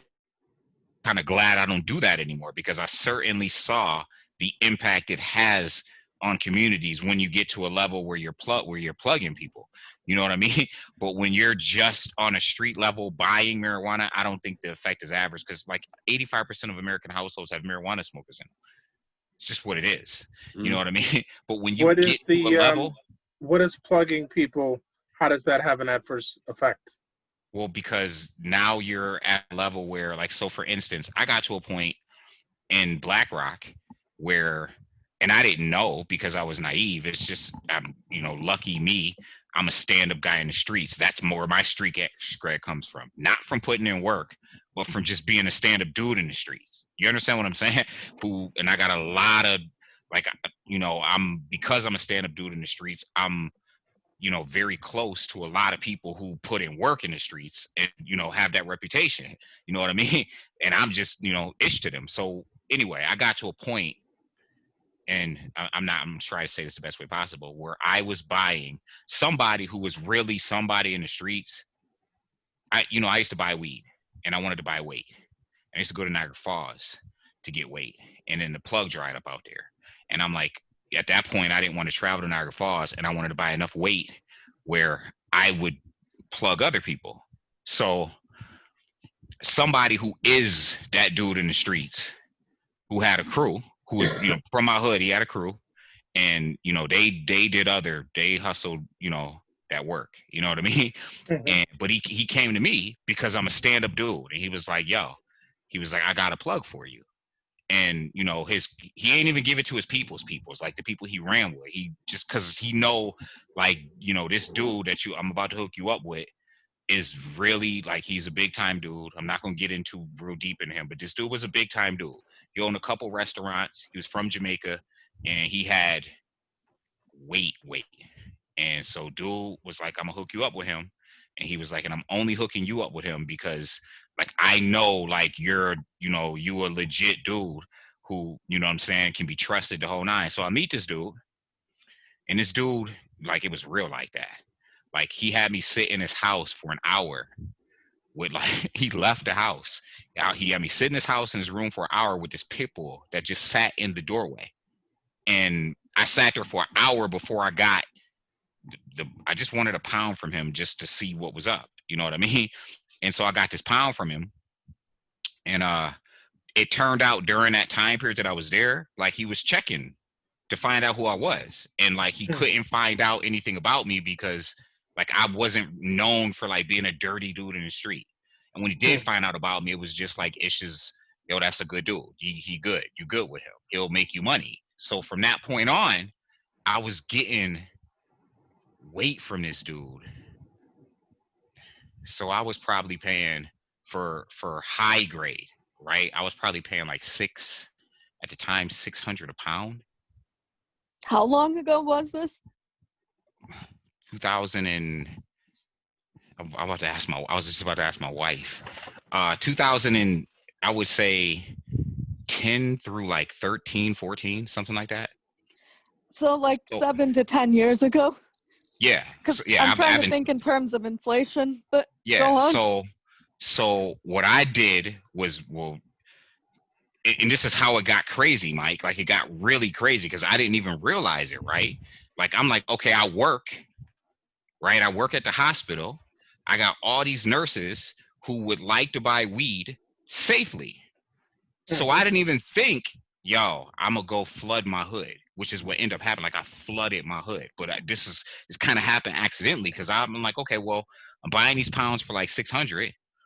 I'm the type of person where I don't chase paper and I want to beat everybody prices. Well, I'm buying a pound for $600. I only need to make $8 off the pound, $50 an ounce.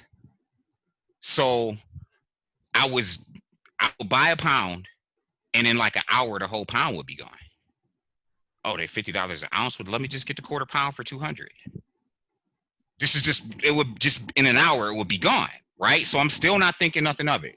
I go to, I'm selling at Nurses, and I had a couple people in my hood who was my peoples that I'm like, all right, I'll just, I'll let y'all know I got it. And, they always would just come to me, and it was usually the hustlers, like people who hustled would just come to me and buy, ounce of weed. You understand what? Because I only sold ounces. I'm like, I'm not selling nothing small. I'm not nickel, no, nothing, just ounces.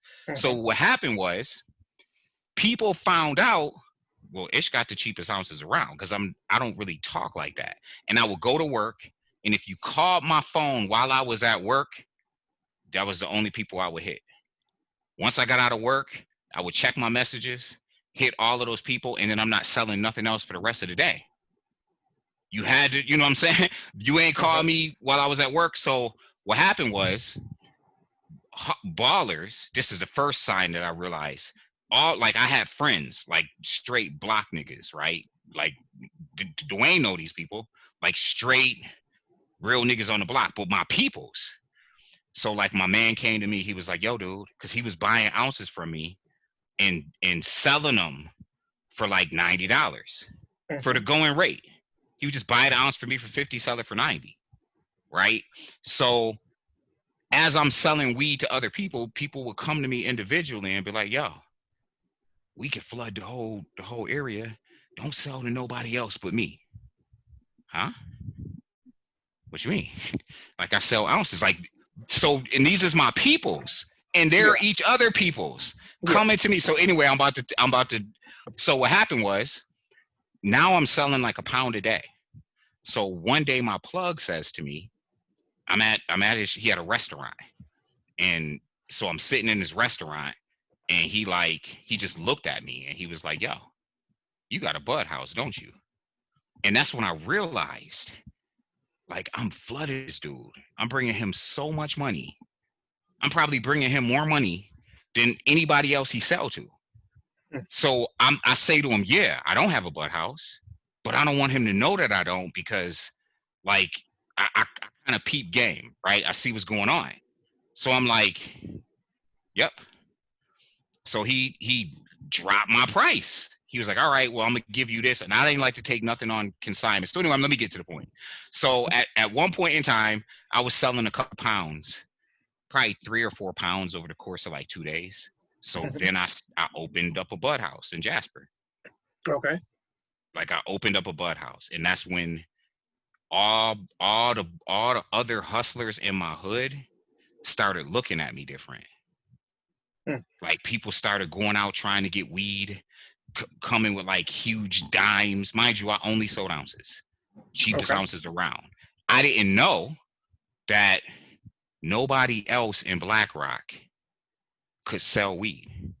All of the weed in Black Rock was coming, and I ain't have no clue. Was coming from you. Was coming from me. You didn't know you were the source in that area. Like, I know because I had like the cheapest ounces around. So if you bought an ounce from me directly, you was either smoking it or selling it for more. Because I was cheaper than everybody by like half. Literally by like half. The average ounce was like $90, $100. I'm selling it for 50 an ounce. I don't care. I just want to make, if I pay 600 for the pound, I just want to make 800. But I was making it so fast. Wait, you want to make you want to make 800 in profit, or you just want to make? I just wanted I wanted to make 200 in profit. Oh, because I was making it so fast. Right. Like, you see what I'm saying? Like it wasn't like I had to sit on this pound for a week. It's gone. When I get off work, the pound is gone. Okay. So I had one dude. I would front him a quarter pound every time I plugged, and he just had to give me 200 back. But he's bagging it up in nickels. So he's making, you understand what I'm saying? Like he's good. I just give me 200 back. So that was a quarter pound gone. Then another dude would come from the South Towns and buy a quarter pound. Then he used to come with this white girl who also wanted a quarter pound. So that's like 3/4 of the pound gone. By the time I got off work. Oh, come on. Would you leave me out of this? So I had to buy more pounds. Per every other day, I was literally buying pounds. So what happened was my plug had to like run from the feds. And this is when I really peeped game. Now in my hood, I got people bringing in other niggas from other hoods standing on the block trying to sell weed. Literally asking questions like, where Ish at? Ish out of weed? Ish still got weed? Like, these is both, y'all supposed to be my peoples. But your man ain't my man. Right? Like, you did a bid with this dude, or this dude came from Goodyear or what have you. Like, your man ain't my man. So while you ain't gonna do me dirty, your man, you understand what I'm saying? Like, you bring in your boy to our hood, and for me, it's not a gangster operation. I'm not going to get the burner to hold down the block when I'm, you know what I mean? Like, I used to tell people and argue with people, like, they were like, yeah, Ish, I got the biggest dimes around, and I would laugh. Like, dude, I sell ounces. Like, what are you talking about? I don't even sell, we not competing. We don't even have the same clients. You know what I'm saying? Like, so my plug, this is when I realized how dangerous it was. My plug dried out. And so my man Black was like, yo, I got a plug for you, my cousin. So we go to the east because I needed, my plug ain't dry. He was on the run from the feds. So we go to the east, and it was me, him, and another dude who was driving my car because I never drove my car. So we go to this dude's house. He got the 2 pit bulls sitting under the porch at the bottom, and it's at the back of the house. So you got to go up the steps because his apartment is at the top. But he had pit bulls in a cage under the porch at the bottom. So we get to this dude's house, right? Dude, 3 padlocks on the door. You got to take your shoes off when you walk in the house. The floor was mopping glow. Like, you could skate across this floor. It was no furniture in the house. In the living room was a TV, a PlayStation, and the wall was guns all over the wall, like completely around the room, and the circumference of the room was guns. And this dude is calling all over town because he like, yo, and this is when I realized, like, yo, this is shady. So I'm standing in the apartment, and dude was like, now mind you, he think I'm there to buy a pound because I was. But I only want a pound because it's the first time I plug from this dude. So he don't have the pound. He got like a quarter pound.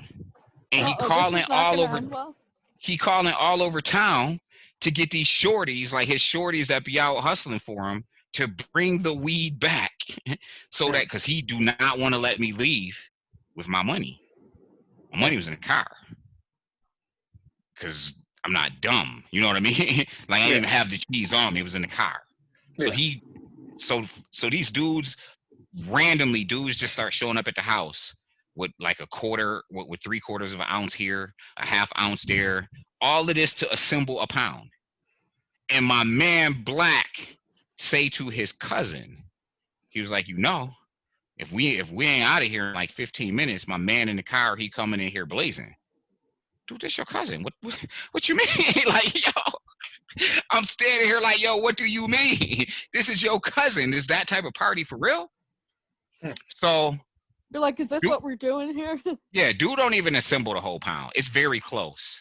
And he like, yo, man, this all I got. And I'm like, all right, I'll just take it. Whatever. I just want to get out of there. And I'm unlocking the doors myself. I already got my shoes on. Like, I'm unlocking the doors, like, I already have my shoes on. So he go to give me, I'm like, I got to go downstairs to get the loot anyway. And soon as I say that, as dude go to hand me the pound, like, he like jerk forward, like, and I'm like, what? He like, no, my knee just be giving out on me sometimes. Man, took that pound, dude. It's like, yo, I'll be right back.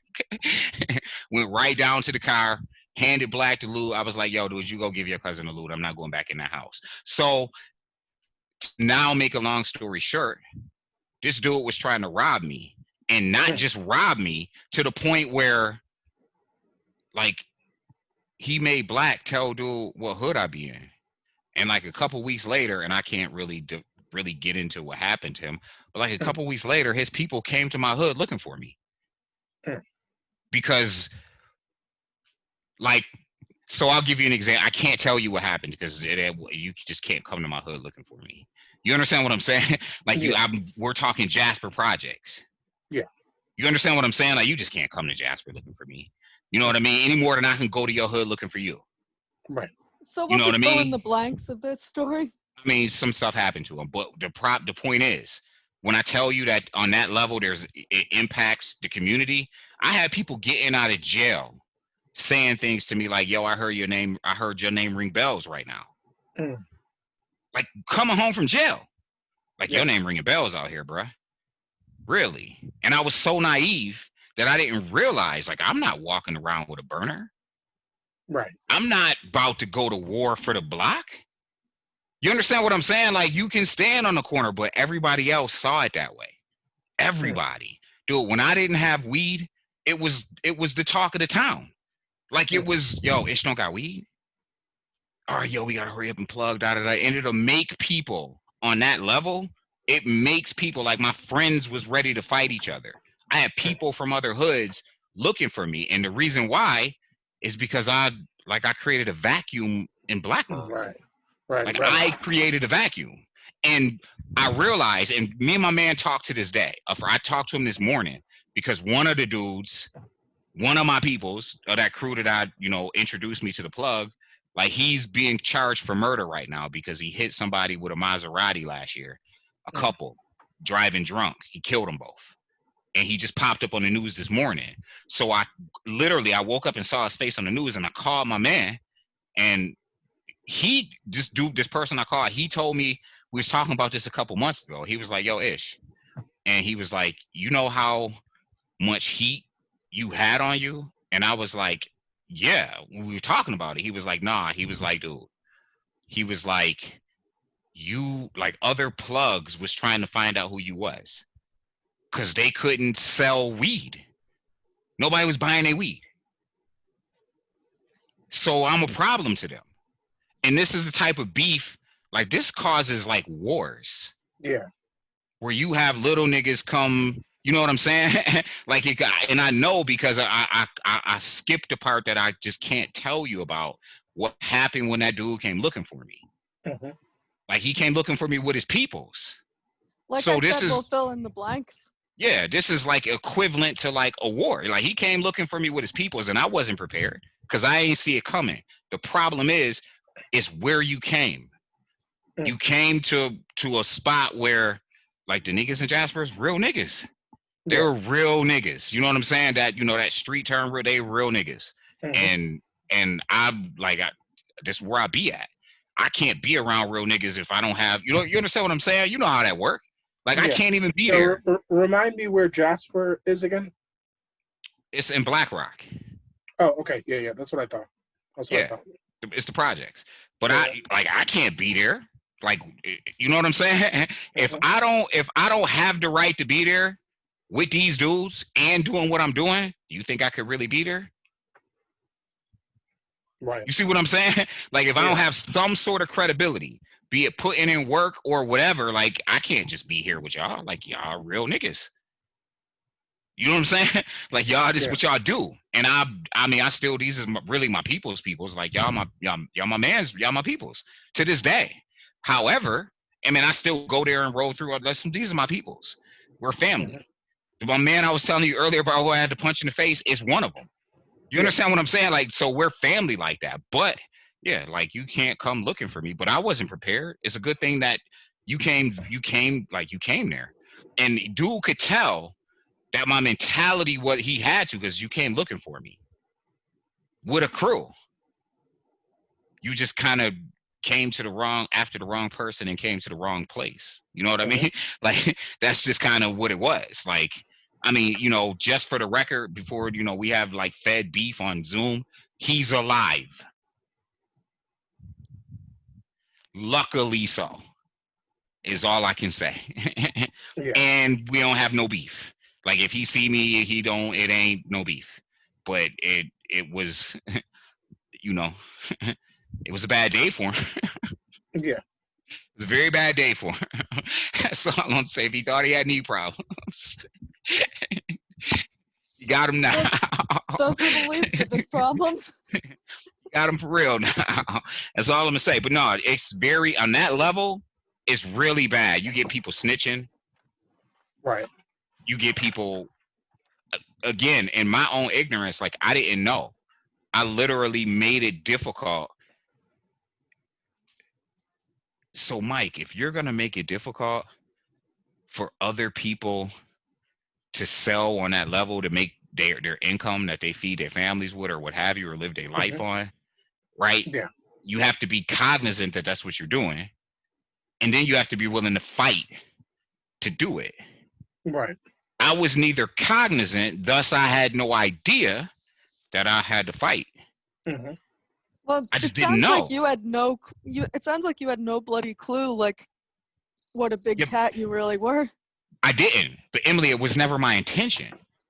That's That not what you happens in wanted so the many first different place. industries, though. You know, it's like you come in, you find a cheap product, you start selling it cheap, and you're undercutting everybody, and you just don't know because you're new to the game. Yeah, it was That never happens my to intention everybody. either. I just was like, yo, I'm the type of person, I'm ish. Like, why would I'm only paying $600 for the pound. Why would I charge you? You were thinking logically and mathematically. Why would I make it hard for you to, you know what I mean? Like, you my man. Yeah, of course you can get the ounce of 50. Oh, you need That's to pay what your you rent get for and you don't got trying to- no, you hurting on your rent. I'm gonna front you this £1/4. Just give me 200 back. That's what See, you get if for you trying were- to make people's lives easier. Yeah, see, if you were doing it like people do it, you probably, once you had everybody buying from you, you probably would have upped that price a little bit. But what happened was, so when I had the Bud House and we was making like, Mike, we was probably making like $6K every 3 days. So when I had the Bud House, and like that went to hell because my peoples, like, yo, I had the Bud House, right?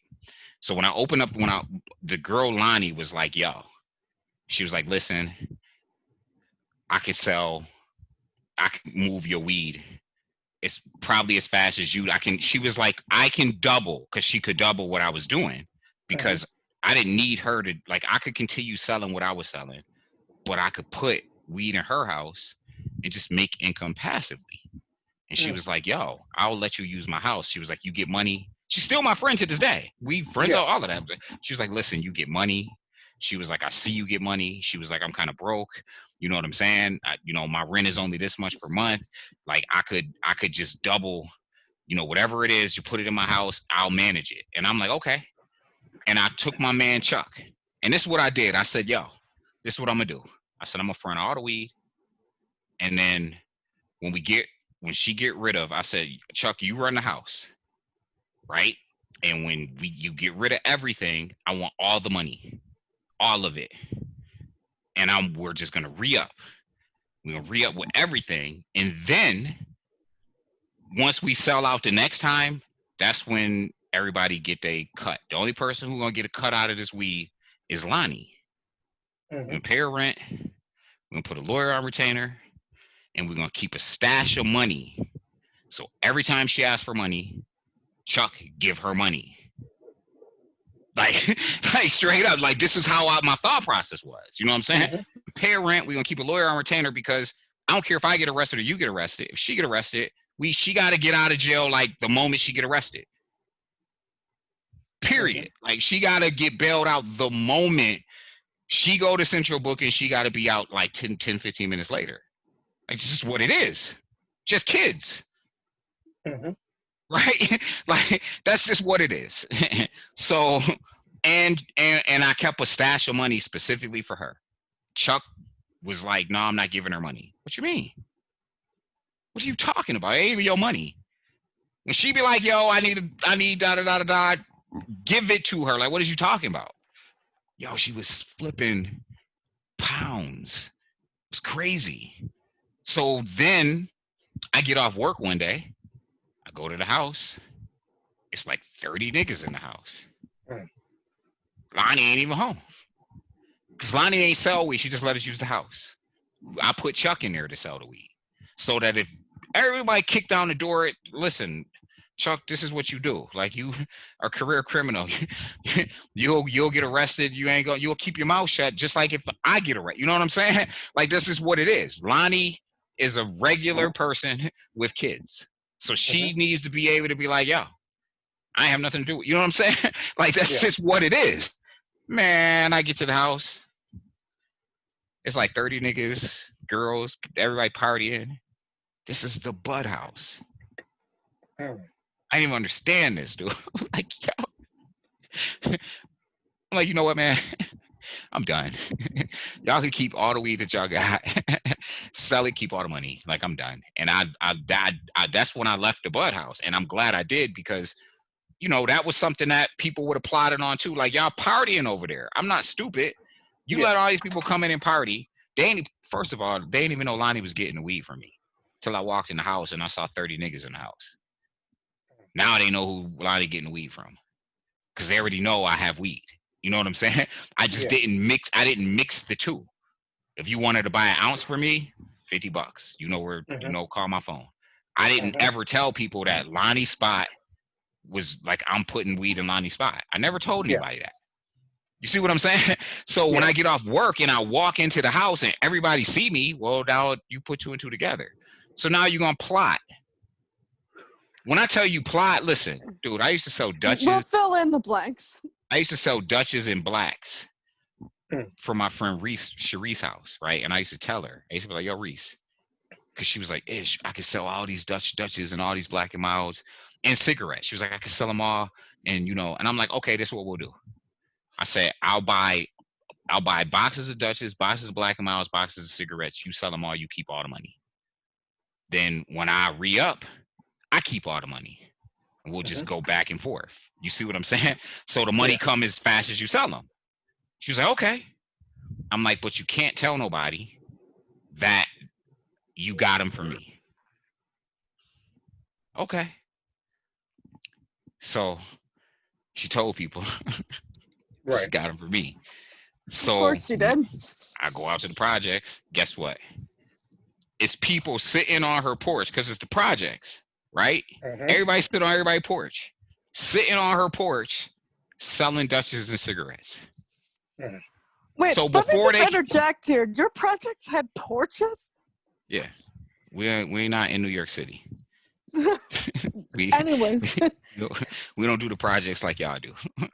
Little mini enclosed kingdoms where, like little penal colonies, where one whole building be at war with another building. Like we don't do projects like y'all do. Ours is projects. Y'all's are complexes.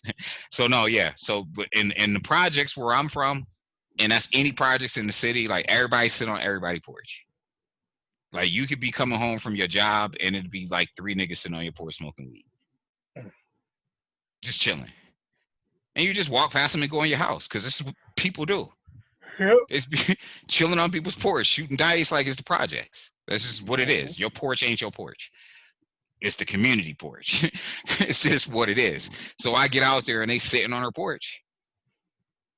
Selling, like if I was to go buy a Dutch, they'll offer to sell me a Dutch before I ever got to the door to buy a Dutch from her. Because she told them. Stuff like that, man. It was just, I realized, like, you know what? I'm not cut. I mean, I am cut out for that. I'm a genius when I sell weed. My problem is when I wasn't used to selling like that. And like Erica said, undercutting people, and you know, I didn't even pay attention. I had a lot of people that absolutely was going to look out for me and protect me. You know what I mean? But you know, everybody else, you know, people have handouts. It gets very dangerous. And I got lucky that I wasn't exposed to the, like I barely escaped being, because I've seen it's stuff I'm not telling. Like, dude, Kelsey, we had a conversation, man. Katie's brother robbed me. Like that was that conversation we was having it one day that me and Dwayne was alluding to. Dwayne, like his brother, you know what I mean? Robbed me over behind some weight. Yeah. I mean, don't bring that up. I mean, he'll hear the show. He know, Katie know. Sure. I mean, it's no secret. Like he know his brother robbed me. He know what I was gonna do to his brother.